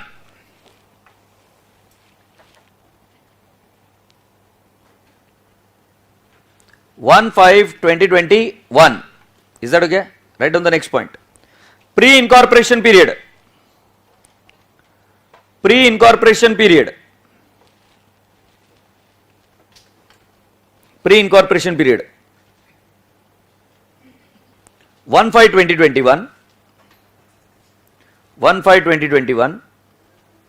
To what, my dear friends? 1/8/2021. To 1/8/2021. How many months? 3 months. 1/5/2021 to 1/5/2021. How many months? 3 months. Write down post incorporation period. Post incorporation period. Write down 1/8/2021. 1/8/2021 to 31st March. To 31st March 2022. To 31st March 2022. कितना आएगा बेटा जी? 8 months. So बेटा जी आपका pre और post incorporation period is 3:8 months. Is that okay? Yes, रसगुल्ले. Are we all done, friends? Are we all together so far? Yes. Now, boys and girls, we are now expected to understand what is called as sales ratio. Are we there?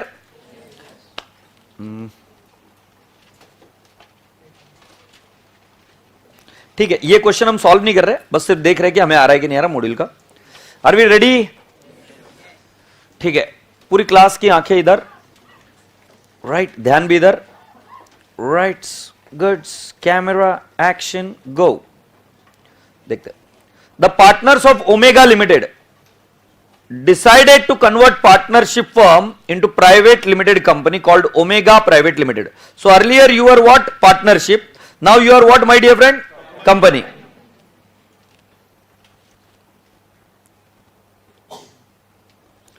Now you're getting converted into private limited company with effect from 1st April 2021. However, due to some procedural difficulties, the company could be incorporated on 1st July 2021. मतलब company बनने में कितना समय लग गया? 1 जुलाई. But आपने company में convert करने का डिसीजन कौन से तारीख से ले लिया था? 1st अप्रैल. यही बोला ना, with effect from. So you decided to convert firm into company on 1st April. Yes or no? But company got incorporated on what date? 1st July. So now, my dear friend, the pre-incorporation period is April, May, June. 3 months pre. And from, my dear friend, July to 31st March, it is which period? Post incorporation period. फिर बताऊं, partnership firm किस में convert हो रही? Company. किस दिन decision हुआ convert करना है? 1st अप्रैल. किस दिन कंपनी बनी? 1st July. Pre incorporation period 1st April to 1st July, 3 months, and from 1st July to 31st March, 9 months post. Check कर पा रहे हो? आंसर सही है? Can I go at now? Okay, ये पक्का ना? फास्ट लग रहा है? अगला, M Limited, which was incorporated on 1st June 2021. So date of incorporation मिल गई. Took over the business of N, a proprietary concern, from 1st April 2021. मुझे pre incorporation period तो बता दो, इतना जल्दी बता. 2 months, अप्रैल, मई, 1 जून है. सो 2 महीना प्री है. अप्रैल टू 1 जून बराबर है क्या भाई? ए भाई साहब, ये 1 जून बराबर से देखने का, जून को गिनने का नहीं. अप्रैल एंड व्हाट? मई. जून को नहीं गिनने का. The accounts of the business continued for the accounting year ended 31st मार्च. तो बेटा जी पोस्ट में कितने पीरियड आएंगे? 10 मंथ्स. अगर आप काउंट भी करोगे तो पता चल जाएगा. 10 months. Determine the time basis. तो बेटा जी 2 months and 10 months. Is that answer clear? Happy? हाँ, एडवर्टीजमेंट कौन सा रेशो? सर सीधे बैठो, कुछ क्वेश्चन पूछ रहा मैं. हाँ मुझे बताओ. एडवर्टीजमेंट, बैड डेट्स, सच्ची, rent, salary, interest, preliminary expenses, loss by fire, loss by fire, the period to which it belongs. पक्का? हाँ यार है. गुडे. सेल्स रेशियो देख रहे हैं अभी. Sales ratio, calculation of time ratio and sales ratio. तो मैं तुमको अभी ये कुछ करा रहे हैं, तुम देख रहे हैं इधर. Sales ratio. कुछ एक्सपेंसेस को हमें कौन से रेशियो में डालना पड़ता है? Sales ratio. जैसे carriage inward, carriage outward, right? This are all going in what? Sales ratio. पक्का? Tax audit fee, sales ratio. तो अब तुम्हारे को समझना हो ना सेल्स रेशियो क्या है. Lion limited was incorporated on 1st August 2021 to take over the running business of Messrs Happy with asset from 1/4/2021. ये बेटा मुझे बताओ ना कब इनकॉर्पोरेट हुआ? 1/8. और हम कब से एक्वायर कर रहे हैं? 1st अप्रैल से. सो अप्रैल, मई, जून, जुलाई, 4 महीने क्या है? प्री. यस और no? And my dear friend, the accounts of the company were closed on 31st March. तो बेटा जी 4 months pre and 8 months post. So time ratio देख लीजिए 4:8. Do you all agree? Easy है? टाइम रेशियो कैसे निकालते हैं? नहीं, कौन सी डेट से कौन सी date? Date of acquisition to date of incorporation. And post period is date of incorporation to year end. Clear? इस रेशियो में हो गई गड़बड़, आपके मार्क्स जाना तय है. Is that okay? यस. अगला, द एवरेज मंथली सेल्स. ये सुन रहे हो आप? During first 4 months of the year was twice the average monthly sales during each of the remaining 8 months, मुझे कोई आंसर नहीं चाहिए इसका, मुझे इसका मीनिंग चाहिए, राइट? तो पढ़ लीजिए ऑफिस। मैंने क्या बताया था पता है शुरुआत में? क्वेश्चन ही आंसर है।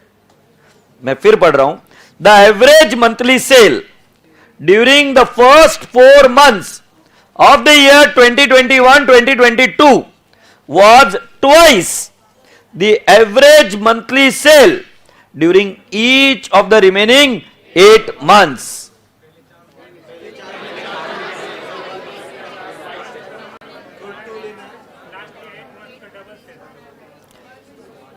पहले 4 महीने का सेल कितना था?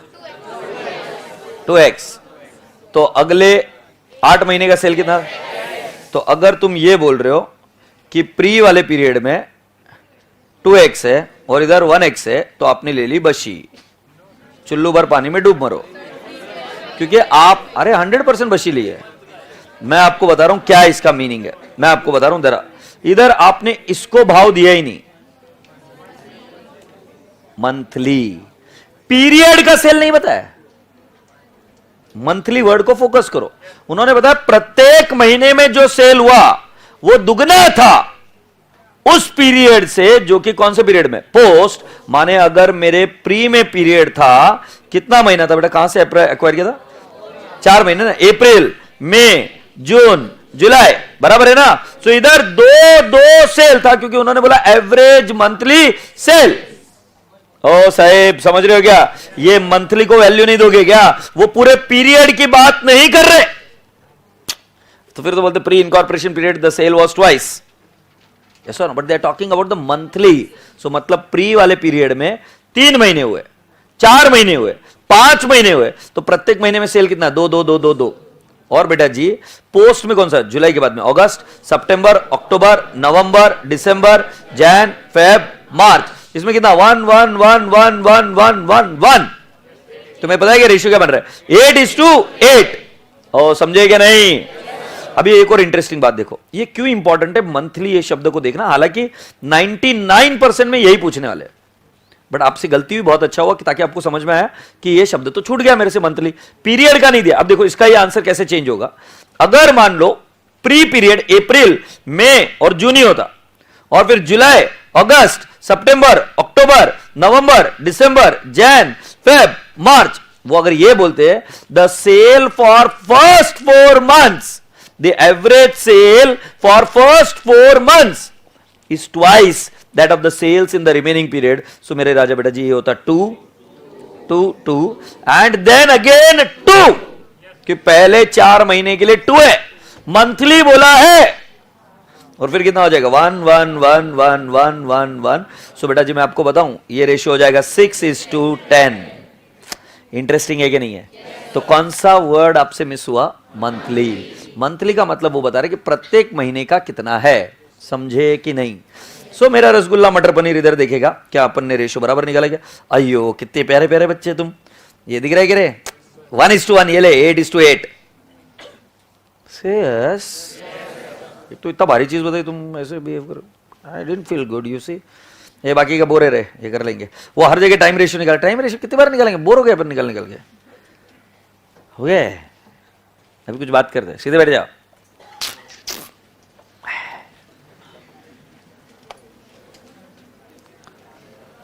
आज जो मैं बोलने जा रहा हूं शायद तुमको अच्छा नहीं लगेगा,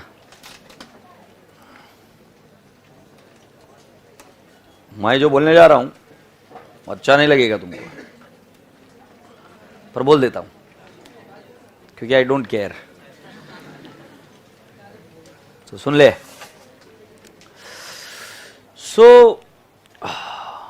कुछ तकलीफ हो रही बेटा? ये बेंच लास्ट नहीं ना? मैं आपको ये बता रहा हूं,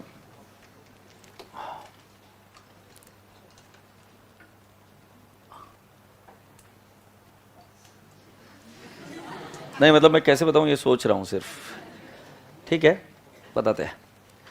सी listen, the coming few days है ना,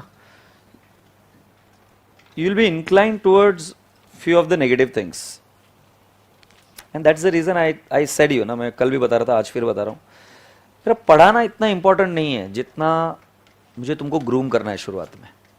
अगर तुम शुरुआत में गलत लाइन पर नहीं जाओगे और उस समय किसी का कंट्रोल नहीं होगा ना, तुम घर पर जाके क्या करते हो ये हमें क्या पता। और अगर घर पर चीज़ें गलत होने लग जाएगी या तुम जहाँ पर पीजी में रह रहे हो वहाँ पे चीज़ें गलत हो जाएगी तो फिर प्रॉब्लम होएगी। कितने के माँ बाप ने उनको समझा के भेजा, हाथ ऊपर करो जो बाहर से आए।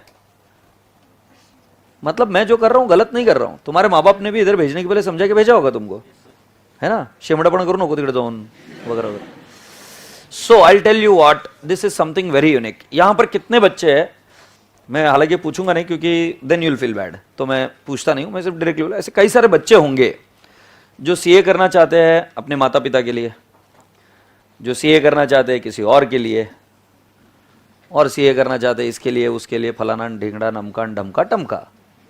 नहीं कर सकते आप। इल्ले तुम कितने दिनों तक किसी और की जिंदगी जी सकते हो? नहीं जी सकते हो। तुम सिर्फ तुम्हारी जिंदगी जी सकते हो। तो हुआ क्या ना कि जैसे आनंद भांगड़िया ने डिसाइड किया कि उसको टीचिंग करियर में आना ही है, तो मेरे को बहुत सारे लोगों ने जो बहुत पावरफुल इन्फ्लुएंशियल पीपल थे मेरे लाइफ में, they thought that they should tell me कि आनंद तू गलत जा रहा है, तुझे ये नहीं करना चाहिए, तुझे वो नहीं करना चाहिए, तू ऐसा कर, तू ऐसा कर। You know, influential people they said कि तुम ये करो वो करो। बट मैं कोशिश करता थोड़े दिन, बट मैं कितने दिन तक फेक जिंदगी जीता ना, मैं नहीं जी पाता, मैं छोड़ देता। राइट, किसी ने बोला प्रैक्टिस कर ले, किसी ने बोला जॉब कर ले, किसी ने बोला ये कर ले वो कर ले, पर वो फेक जिंदगी नहीं जी सकते हम ज़्यादा समय तक। तो जो बच्चा यहाँ पर ये सोच के आया ना कि मैं इसके लिए से ये करूँगा उसके लिए से ये करूँगा, भाई साहब तू नहीं कर सकता ऐसा, ये पॉसिबल नहीं है। क्योंकि यहाँ पर जब मैं आया हूँ एज ए टीचर हूँ, आज मैं हर पल एंजॉय करता हूँ यहाँ पर। मतलब मुझे एक मोमेंट ऐसा नहीं होता कि जैसे बर्डन लगता है, मज़ा आता है यार, पूरा दिल खोलकर जीता हूँ यहाँ पर क्लास में। बट जरा विचार करो ना, अगर किसी और आदमी के एंगल से देखोगे तो कैसे बोलता है, कितना बोर हो जाता होगा भाई, तू हर रोज अकेला जाता है, क्लास में पढ़ाता है। हमारे दोस्त पता है, अभी जैसे मेरा दोस्त है जिगरी हर्षद, वो किसी और क्लास में पढ़ा रहा है, फिर दूसरा राज आउट है, वो किसी और क्लास में पढ़ा रहा है, पूजा मैम वो कहीं और पर है, हम साथ में मिल ही नहीं सकते। बट अगर मान लो तुम जॉब करने जाते हो तो जॉब में क्या होता है कि तुम्हारे दोस्त लोग तुम साथ में काम कर रहे हो, right, you start working together. यहां पर ऐसे कोई गुंजाइश ही नहीं, मुझे अकेला ही आना पड़ेगा। और हर रोज मुझे, तुम भी ऐसा नहीं ना तुम मेरे साथ परमानेंट रहने वाले हो, तुम कुछ दिन मेरे साथ जिंदगी बिताओगे फिर बोले तुम तो ठहरे पर्दे से घर को चले जाओगे, तुम भी जाओगे। मतलब मेरे पास हर रोज नए लोग आते हैं, हर 3-3.5 महीने के बाद में चेहरे पलट, थोड़ा बहुत एक दूसरे से मिले तब तक चेहरे गायब, फिर वापस नया कोई। तो और मैं इधर आता हूं हर रोज अकेला लड़ता हूं। तुम्हें पता है मैं अकेला तभी लड़ सकता हूं जब मुझे वो चीज पसंद है। तुम किसी और के लिए नहीं कर सकते काम, बोर हो जाओगे, सड़ जाओगे। हार्डकोर टीचर ही हार्डकोर टीचर बन सकता है, नहीं तो नहीं बन सकते। It's not very easy. तो आपको जो चीज़ सलाह दे रहा हूँ आज, जो व्यक्ति ये डिसाइड करके आया कि मैं किसी और के लिए से ये करूँगा, भाई साहब आपका प्लान चौपट हो चुका है, वो पॉसिबल नहीं है। आप वो कर सकते हो जो आप चाहते हो। और इसीलिए मैं आपसे आज पूछ रहा हूँ और ये बता रहा हूँ कि आप क्या चाहते हो, ये चीज़ें लिखना, और क्यों ये भी पता होना चाहिए। तुम सीए क्यों बनना चाहते हो? अब मुझे ये बकवास मत करना पैसा चाहिए ये चाहिए, वो सब ठीक है, वो पैसा तो बाकी के लोग भी कमाते हैं, मालूम है ना तुम्हें कौन पैसा कमा सकते हैं। मैं सिग्नल पर खड़ा कर दूंगा तुम्हें, पैसे कमा लोगे, टेंशन न लो उसका। पैसा इज नॉट अट्रैक्ट। तुम्हें यह पता करना होगा कि मैं सीए क्यों कर रहा हूं। जब आपको वो चीज पता चल जाए, जब तक पैसे के लिए करोगे तो पैसे के और भी मोड है, तब तक सीए की तरफ रुझान नहीं आएगा। पैसे के लिए तो रुझान और अल्टरनेटिव है ना, तब तक तुम सीए क्यों मैंडेटरी, राइट। जिस दिन ये पता चल जाएगा ना सीए क्यों करना है, उसके बाद में कोई रोक नहीं पाएगा। फिर सर हो या नहीं हो, तुम सीए बन जाओगे। तुम्हें वो दिशा ढूंढनी है, तो मैं तुम्हें रास्ता दिखाने का काम कर रहा हूं। अगर मैं ही आंसर दे दूंगा ना तो फिर वो आंसर मिलेंगे नहीं। कल मैं आपसे इन क्वेश्चंस के आंसर्स पूछूंगा, सीए क्यों करना चाहते हो? मुझे पैसा नहीं चाहिए, मुझे मम्मी पापा के लिए नहीं चाहिए, इसकी उसकी इच्छा नहीं चाहिए, मुझे ये सुनना है तुम क्यों सीए कर रहे हो। फिर मैं तुम्हारे मम्मी पापा को थोड़ी ना पूछ सकता हूँ इसको सीए क्यों करा रहे हो, फिर वो वापस आ जाएंगे पैसे पर, क्योंकि तुमको तो पता रहेगा ना तुम्हारे मम्मी पापा, तुमको मम्मी पापा सीए क्यों बना रहे। कुछ बच्चे बोल रहे शादी नहीं होगी, अरे हाँ आजकल ये नया फैड चालू है, सीए क्यों कर रहे भाई साहब। वो बच्चे बोलते अरे एक बच्चा तो फेल ही हो रहा था यार सीए में, मतलब छोड़ दे यार। बोले सर एक ही ग्रुप बच्चा अभी कर लेता, नहीं तो लड़की तो अच्छी मिल जाएगी कम से कम। मतलब उसके सीए का कुछ नहीं करना है, वो ऑलरेडी काम में लग चुका है। बोले सर सीए कर लेता हूँ, कम से कम लड़की तो अच्छी मिल जाएगी। मतलब वाह बंदे। बट एनी विच इज, शादी भी रीजन नहीं है क्यों कर सीए करो, सर शादी अच्छी लड़की से हो जाएगी, नहीं। I hope you getting my point. मुझे कल वो रीजन चाहिए जो तुम चाहते हो, सीए क्यों कर रहे हो। पैसा उसका रीजन नहीं हो सकता। और जब वो चीज़ पता चल जाएगी तो फिर हम कल वापस चर्चा करेंगे। तो तुम आज सीए मम्मी पापा के लिए कर सकते हो? इल्ले, मम्मी पापा के लिए नहीं कर सकते, पैसे के लिए नहीं कर सकते, क्योंकि और जरिया है। सीए क्यों कर रहे हो? अगर ये पता चल जाएगा तो फिर मैं आपको आगे ले जाऊंगा, फिर सीए बनने के रास्ते दिखेंगे, ठीक है? अच्छा, इसमें तकलीफ होगी क्या? बहुत होगी। ये बॉक्सिंग जैसा गेम है, इसमें मारेंगे तुमको घिप घिप घिप, फिर भी तुम उठोगे, वापस मारने के लिए जाओगे सामने वाले आदमी को, मार खाकर मारने जाओगे, थोबड़ा फुटेगा, खून निकलेगा, फिर जीतने के बाद में हाथ ऊपर करते हो। ये बॉक्सिंग जैसा गेम है, सही है। रोतले बच्चों को जगह नहीं है। चले अभी आगे, ठीक है? तो उन बच्चों को सॉरी एक बार, जो बच्चों को मैंने दुख पहुंचाया कि वो मैं मम्मी के लिए करना चाहता हूँ, पापा के लिए, क्योंकि मैं पूछता ना कितने बच्चे मम्मी पापा के लिए करना चाहते हैं, हाथ ऊपर करते तुम, फिर मैं बोलता सॉरी, तो फिर तुम्हें बुरा लगता ना।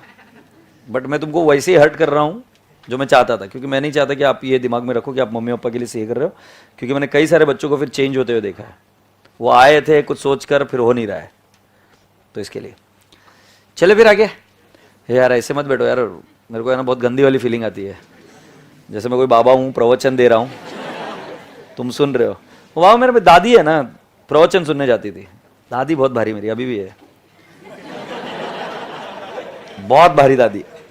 मतलब मुझे पता है क्या, मैं सबसे ज्यादा मजे किसके लिए रहेंगे ना, पापा के मजे लेते, पापा मारते थे कान के नीचे, मम्मी बिजी रहती थी और मम्मी भगा देती थी। दादी को क्या है, दादी कहीं भाग नहीं सकती थी और मैं बोर होते रहता था, तो दादी को पकड़ कर बैठ जाओ और दादी को पकड़ पकड़ के सड़ाओ। दादी को भी मजा आती थी, I don't know for what reason, दादी को अभी भी आती है। सो दादी जाती थी भागवत सुनने, हमारे बाबा लोगों को सुन के आती थी हर रोज।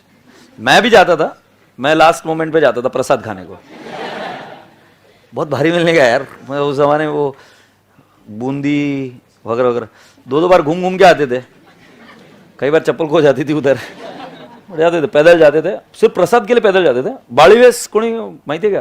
तर मी कुठे माहिती है का? महेश नगर वरनं सम्राट चौक बाळीवेस तक जाने का या तुळजापुर वेस जाने का, वो शिवानुम मंगल कार्यालय या फिर वो तुळजापुर वेस में वो एक कार्यालय तुळजापुर वेसचं, काय नाव त्याचं कार्यालयाचं मला माहिती येतं, नाव तोंडावर येत नहीं। उधर जाने का मैं, सिर्फ किसके लिए? भगवत में प्रसाद खाने को मिल रहा है। बट ठीक है, अपना पॉइंट क्या चल रहा था, हम प्रसाद खा के आ जाते थे। फिर दादी मेरे को बोलती थी, किसी किसी दिन नहीं जाता था, बोर होता था यार, कहाँ जाएंगे थे। फिर दादी बोलती थी आज तूने आना चाहिए था, मैं बहुत शैतान था। मैं क्यों दादी? आज सिर्फ और सिर्फ तेरे बारे में बोला गया था। फिर मेरे को जो इतना भारी पॉइंट मिलता था, फिर मैं दादी को पकड़ पकड़ के सड़ाता था, दादी बता ना क्या क्या बोला। फिर दादी बोलती ये बोला वो बोला, फिर दादी को बोलते नहीं आता था। मेरा दादी जब तू वहां पर बैठ के तुझे समझ नहीं आ रहा है, तू क्यों मेरा टाइम खोटा कर रही है उधर। had a lot of fun there यार। So tomorrow I'll get this reason from you people। क्या सीए क्यों कर रहे हो? मुश्किल है क्वेश्चन, कल इधर आकर आंसर मत बनाना, घर पर टाइम देना, नहीं तो फिर अरे मैं भूल गया होमवर्क, शिट अभी इधर आंसर बना दो। मतलब तुम्हारे लाइफ का डिसीजन ऐसे मत लेना छिछोरे के जैसे, करते क्या है सर?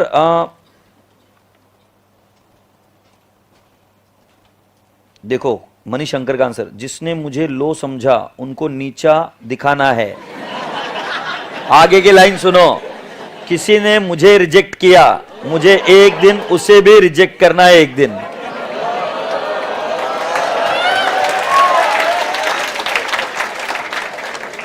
आधी प्रॉब्लम इंडियन मूवीज ने कर रखी है, 100% आधी प्रॉब्लम इंडियन मूवीज ने कर रखी है। मतलब उसको गाना याद आ रहा है, ठुकरा के मेरा प्यार तो मेरा इंतकाम देखेगी। ऐसा कुछ नहीं होता है बेटा, ऐसा कुछ नहीं होता है। छोड़ो यार, मैं अभी काम मूड में आ गया तो फिर और कुछ बोल दूंगा। हाँ, सो अब हम जाएंगे, एक आइटम होता है जिसका नाम मालूम है क्या है? Bad dates. इधर आ, ऊपर आ।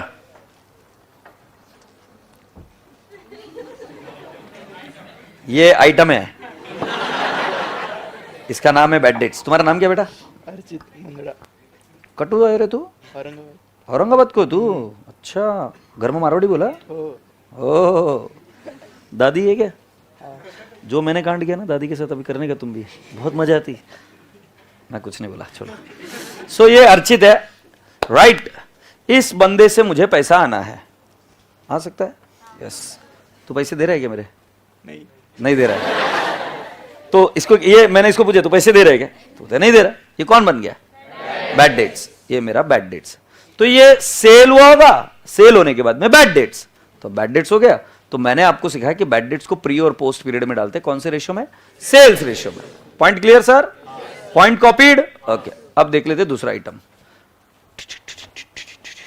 तू आजा गुंडी। ताई कितनी चीजें गिरा के आई है। घर में काम नहीं करती ना बिल्कुल? सच्ची सच्ची बोल। कोई काम नहीं करती? नहीं, मतलब थोड़ा बहुत खुद का। अबे जितनी चीजें थी बेंच पे सब गिरा के ही है। सॉरी, तुझे नींद से भी एक और आइटम है जिसका नाम है बैड डेट्स रिकवर्ड। अच्छा मुझे एक बात बताओ, क्या आपको पता है क्या कि बैड डेट्स ये जो आइटम है ये एक्सपेंस है? ये दिख रहा है? और बैड डेट्स रिकवर्ड ये इनकम है। समझ में आ रहा है क्या? बताओ मुझे, एक्सपेंस कौन है? वो नहीं है, बैड डेट्स। और ये कौन है? Bad debts recovered. तुम्हारा नाम क्या है? मयूरी। सपोज मान लो मैं, इसका नाम क्या बताया? अर्चित। और अगर मान लो मैंने इसका नाम रख दिया अर्ची फॉर एग्जाम्पल। अर्ची थी क्या उसके अंदर? कौन सी मूवी थी वो? सैराट। अर्ची थी क्या? सो अर्ची नाम रख दिया। तो मुझे एक बात बताओ, फिर भी दोनों अलग अलग ही रहेंगे ना? हाँ, मतलब नाम में सिर्फ इतना point comma, bad debts recovered hopeless and bad debts both are, जितना रात और दिन में फर्क है उतना फर्क है इनमें। नहीं, bad debts is an expense hopeless and bad debts recovered is an income. वापिस इंग्लिश में बोल के दिखाओ।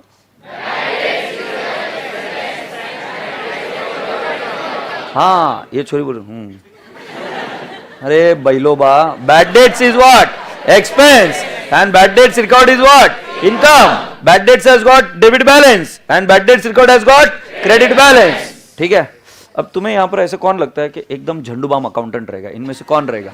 तुम पकड़ के लाओ इधर एक झंडूबाम अकाउंटेंट को।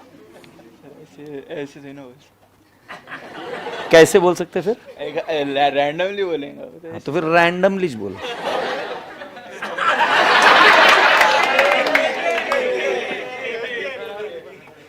खड़ा तो हो जाए यार, प्रॉब्लम है।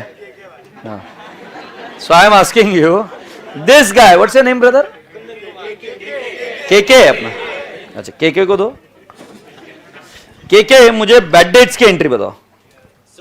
Debtors, bad debts account debit to debtors. Bad debts to debtors.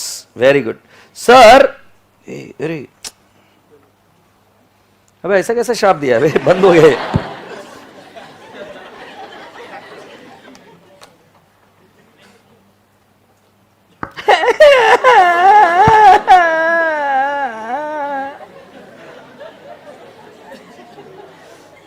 गया कहीं तो? हाँ बता। Bad debts To debtors. Bad debts to debtors है ना? और बैड डेट्स रिकॉर्ड की एंट्री? चुप तलक, क्या बोलेगा? हाँ बोल।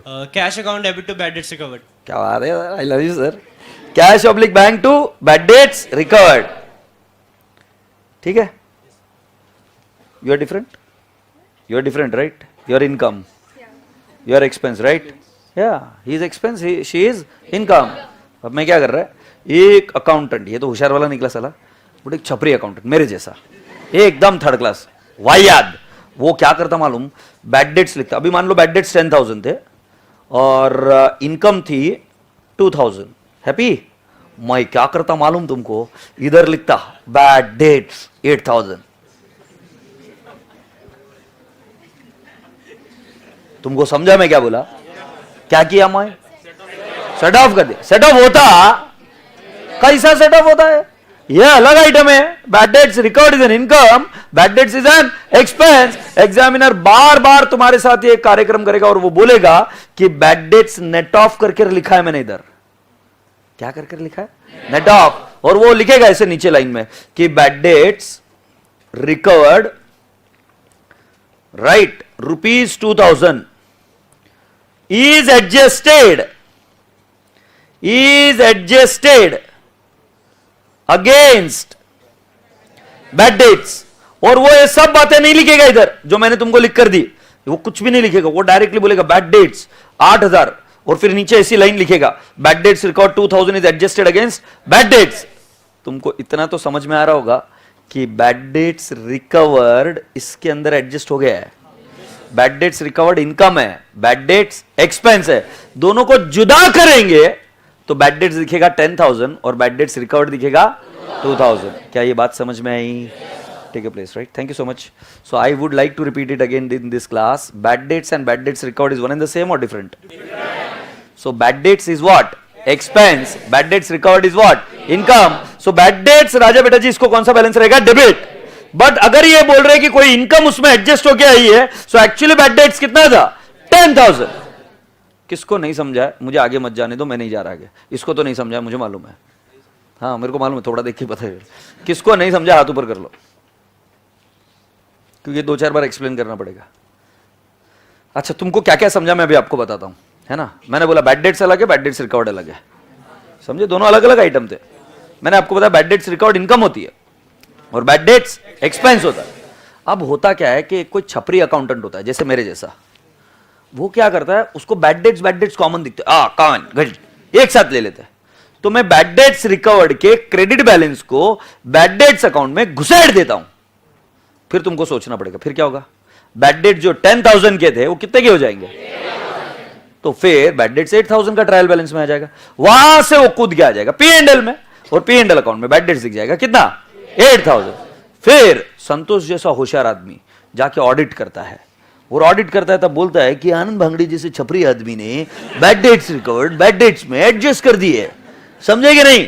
कौन आइडेंटिफाई किया? संतोष। और वो नोट लिखेगा तुम्हारे लिए। अब तुम्हें देखना है कि तुम छपरी हो कि कौन हो। Bad debts recovered 2000 is adjusted against bad debts, माने ये जो बैड डेट्स दिख रहा है ये आफ्टर एडजस्टमेंट है।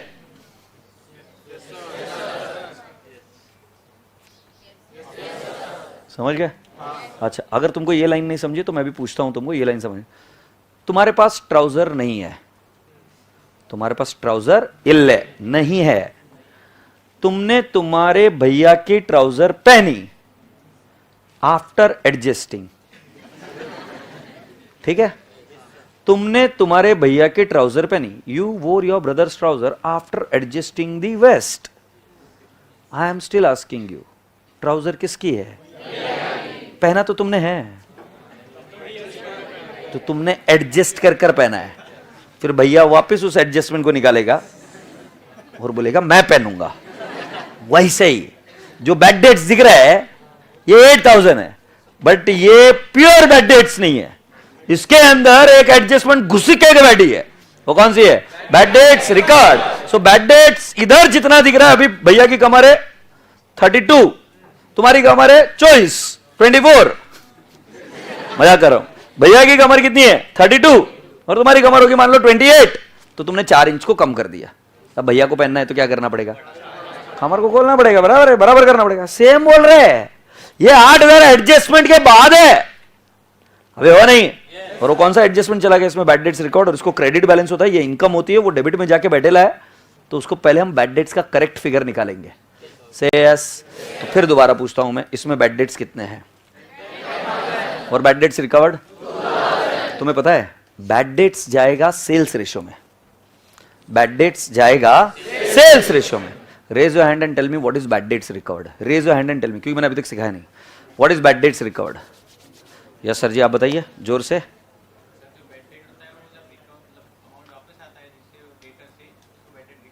तो कुल मिलाकर बात यह है कि सर कई बार बैड डेट्स हो चुका होता है, और अगर वो अमाउंट दोबारा वापस आ गई तो बैड डेट्स रिकवर्ड होता है। सो कुल मिलाकर बैड डेट्स रिकवर्ड जाएगा उस पीरियड में जिस पीरियड से वो ताल्लुकात रखता है। ऐसा मेरा एक दोस्त है, 4 साल से पैसे नहीं दे रहा। तुम्हें पता है फिर मैंने क्या किया?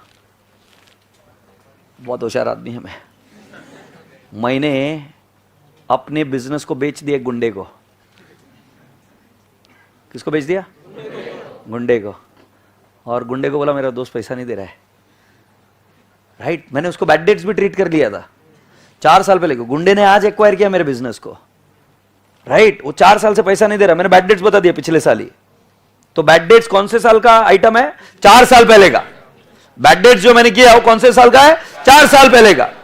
फिर एक गुंडा इधर मेरे बिजनेस को टेक ओवर कर लिया, इधर दिख रहा है गुंडा, इधर 2 दिन बाद, मतलब उसने टेक ओवर किया गुंडे ने, 2-4 दिन बाद वो मेरे दोस्त को पकड़ के लेके आया, राइट? वो मुन्ना भाई एमबीबीएस मूवी मुझसे इंस्पायर्ड है। उसकी बीवी भागते भागते आई और बोली किसको पैसे चाहिए? ये लो पैसे। हमने पैसे रख लिए, हमने हिसाब किताब खत्म कर दिया, समझे कि नहीं? ओ भाई, वो पैसे मिले आफ्टर एक्विजिशन, बट कौन से पीरियड से ताल्लुकात रखते, प्री या post? So bad debts recover कब हो रहा है उससे कोई लेना देना नहीं है, वो कौन से पीरियड से ताल्लुकात रखता है वो लेना देना है।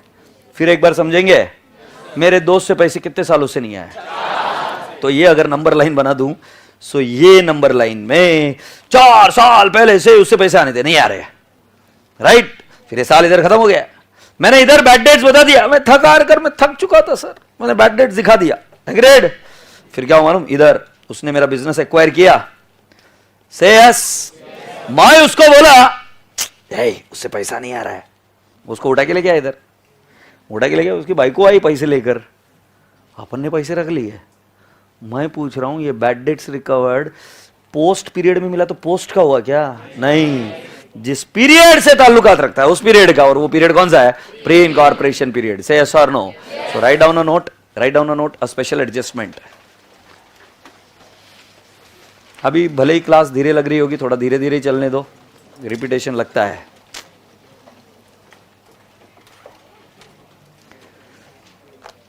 What a way of explaining. Yes, so लिखो, sometimes examiner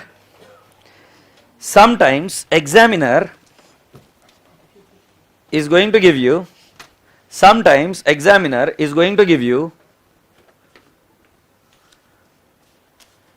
adjusted figure of bad dates. Sometimes examiner is going to give you adjusted figure of bad dates. Underline the word adjusted figure of bad dates. Underline the word adjusted figure of bad date. Now लिखिए example. लिखो example. Bad dates. लिखो example. Bad dates is equal to 10,000. 10,000. Bad dates recovered. Bad dates recovered 2,000. Bad dates recovered 2,000. ठीक है?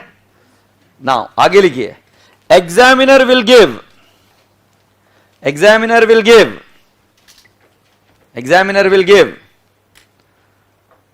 bad dates.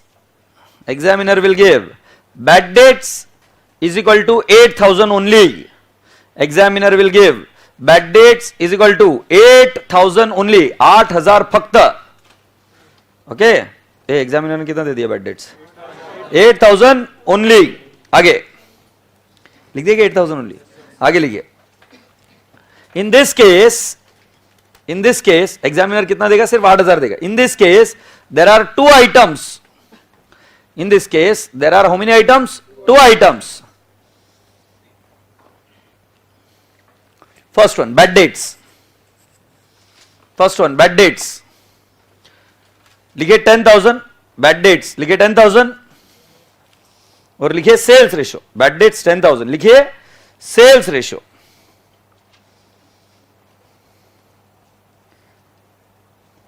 Bad dates 10,000. कौन से ratio में? Sales ratio. Write down the next item. Bad dates recovered.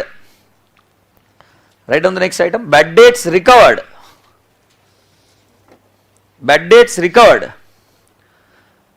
Transfer to the period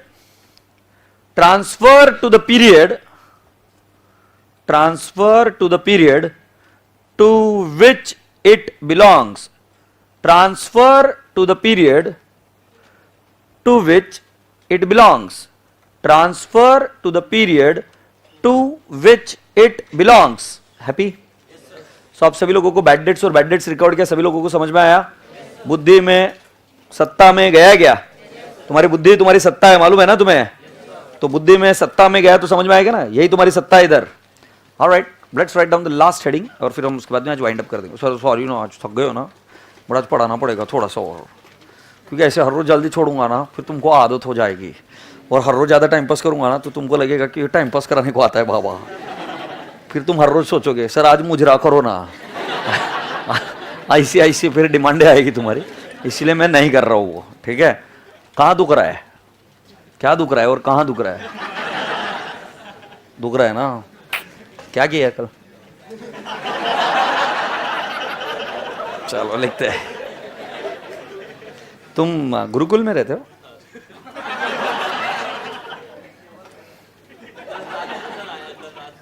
कल रात को ही आया आप. और ये बच्चे भी गुरुकुल के ही है ना, कोई जो बैठे इधर? इन कमीनों से दूर रहना. चलो सुनो. हाँ, अभी मैं जो नेक्स्ट आइटम दे रहा हूं, हेडिंग लिखिए, sometimes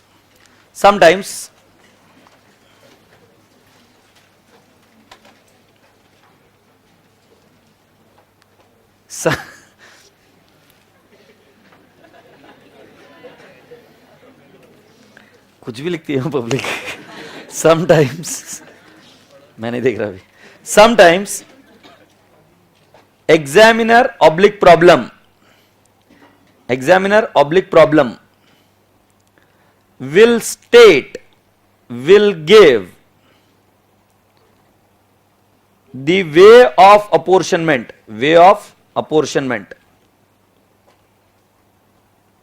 will give way of apportionment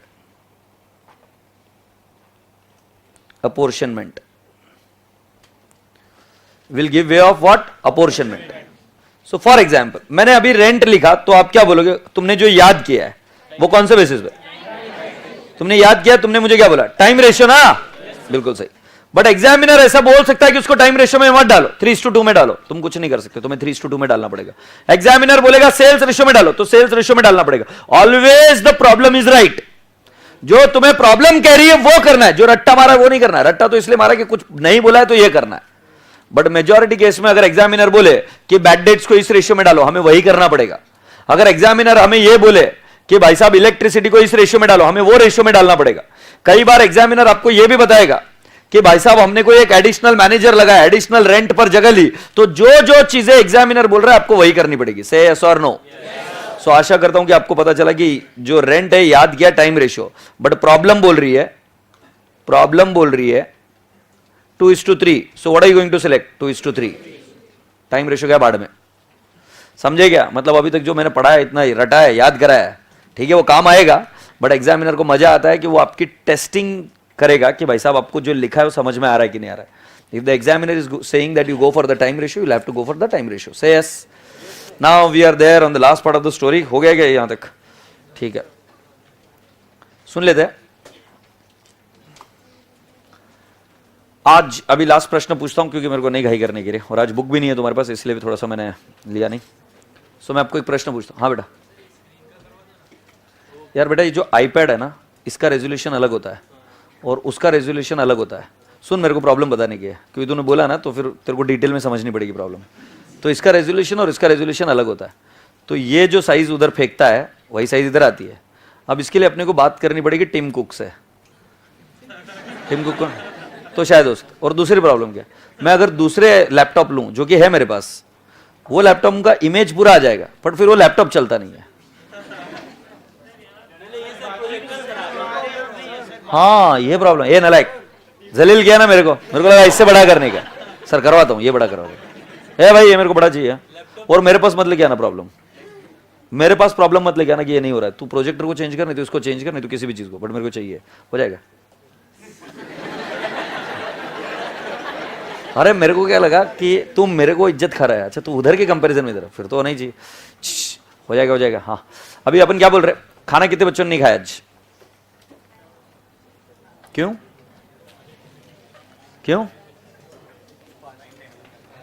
time कैसे? मतलब तुमको 25 घंटे चाहिए थे क्या? टाइम नहीं मिला ऐसा मत करना मेरे बच्चों. प्लीज मेरी बात सुनो.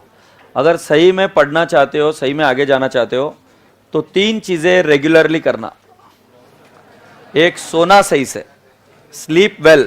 तुम्हें पता है मैंने साइकोलॉजी पढ़ी है, मैं ठाणे जेल जाके आया हूं, not as a criminal.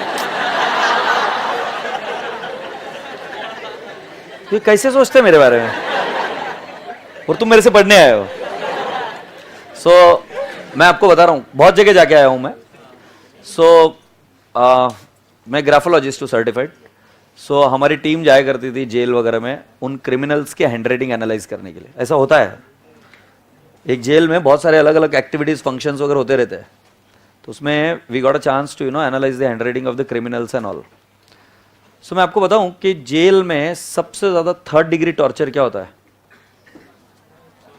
You are not allowed to sleep, you not allowed to sleep. So before you do anything in your mobile in the night and you are not sleeping in the night, तुम जब next दिन आओगे तब तुम fresh नहीं रहोगे, और तुम फ्रेश नहीं रहोगे तो तुम सोओगे तो जरूर, बट क्लास में। तो there are 2 ways of sleeping. One is when you relax your body by not paying lot of attention. In that case also you are sleeping. Passive attention जिसको बोलते हैं। जैसे ड्राइवर गाड़ी चलाते रहता है, पता है तुम्हें, और जब उसको नींद आती है तो एक्चुअल नींद नहीं लगती है, वो बात ट्रांस में चला जाता है, और वो ड्राइव तो करते रहता है, जैसे कर रहा है वैसा पूरा काम करते रहता है, but he is like a zombie. Okay, he is driving and all of sudden he meets with an accident. This are being documented facts which I am talking about in the science. This are all documented facts. So all I am just trying to say कि अगर आपने सोए नहीं बराबर से ध्यान से, तो आप forget about this studies, you can not maintain better relationship, you cannot do your business properly, you cannot grasp the things fast, grasping the things becomes a problem. So sleep properly, this is mandatory and must. I hope you people have understood. Point number 2 which you should do, one is you eat food properly. I cannot teach people who are hungry, I cannot teach people who are hungry. If you still don't understand, so go and try and train a lion who is hungry. तुम कितने ही बड़े ring master होंगे, जाके एक lion को train करने की कोशिश करो जब वो भूखा है, वो ट्रेन नहीं किया जा सकता। आप किसी पेड़ को बिना पानी दिए उसकी छाटनी करो और उसको बोलो कि इस तरीके से ग्रो, पेड़ कभी ग्रो नहीं होगा। खाना, खाद्य, आहार, ये जब तक नहीं दिया जाएगा तब तक आदमी की वृद्धि इम्पॉसिबल है, क्योंकि खाली पेट को नहीं पढ़ाया जा सकता। मैं कभी यहां पर भूखा नहीं आता और आवेश में बात नहीं करता हूं। मैं जिस दिन भूखा कभी आया पढ़ाई करने के, मेरा जो टोन है वो चेंज हो जाता है। जब तुम भूखे कभी संगीत बजाओगे, कोई है यहां पर संगीतकार जो संगीत बजाता है कभी? अगर तुम गिटार या जो कोई भी संगीत प्ले करते हो, राइट, तुम बहुत ही अच्छे होंगे उसके अंदर, बट अगर तुम भूखे पेट करोगे, बहुत ज्यादा भूखे पेट, तो तुम्हारा उसमें से जो संगीत से जो सुर लगना है वो सुर नहीं लगेगा। तुमको अगर निशाना लगाना है तो निशाना नहीं लगेगा। इसमें यह प्रॉब्लम नहीं कि तुम्हारी कैपेबिलिटी है कि नहीं है। अगर तुम जेन्युइनली पढ़ना चाहते हो तो भूखा मत आना क्लास में, खाना खा के आना। लेट आए तो चलता है, इधर खाना खाए तो चलता है, बट खाना खाते वक्त अच्छे तरीके से खाओ और प्रेम से खाओ, बट खाना खाना मस्ट है। तो मेरे क्लास में कोई भूखा बच्चा नहीं आएगा, प्लीज मत आना। Is that okay? So eat food and come. And the third thing which is very very important, that you should take care of your hygiene, you should take care of your body very properly. Only when I can teach you, क्योंकि अगर body ही ठीक नहीं है तो हम नहीं पढ़ा सकते। तुम कभी भी मंदिर जाते हो, मस्जिद जाते हो, गुरुद्वारा जाते हो, हर जगह हाथ पैर क्यों धोए जाते हैं? आप पहुंच ही नहीं सकते उस अपेक्स तक, जो नॉलेज आपको चाहिए आप वहां तक पहुंच नहीं सकते हो। ये हमारे पूर्वज जानते थे अच्छे से। आप समझ रहे हो नहीं समझ रहे मेरी बात? So that can only happen with hygiene, otherwise why in the temples do you have this things? Do you see in the temples, जब भी आप जाते हो आपको पैर धोने के लिए वहां जगह, और एक धर्म में नहीं, एक प्रांत में लोग बात नहीं कर रहे इसके बारे में। इसके बारे में बात की जा रही है हर एक प्रांत में, हर एक धर्म में बात की जा रही है इसकी। हमारे पूर्वज पागल नहीं थे, they were very sharp, more sophisticated than what we are. We think that कि इन सभी टेक्निकल चीजों से हम कर लेंगे, नहीं। If you maintain your very proper great hygiene, then there are chances that you will be able to grasp the things. क्योंकि when तुम थोड़ा सा और डिटेल डेप्थ में जाओगे तब तुमको पता चलेगा कि होता क्या actually. But I am just trying to again and again tell you that hygiene is mandatory. वो मॉल बहुत चलता है जो बहुत साफ सुथरा और क्लीन होता है, और वो मॉल, वो थिएटर्स नहीं चलते इतने ज्यादा, उनकी पैसे भी कम रहते फिर भी नहीं लग जाते, जहां पर हाइजीन या ये बाकी की चीजें अच्छी नहीं होती।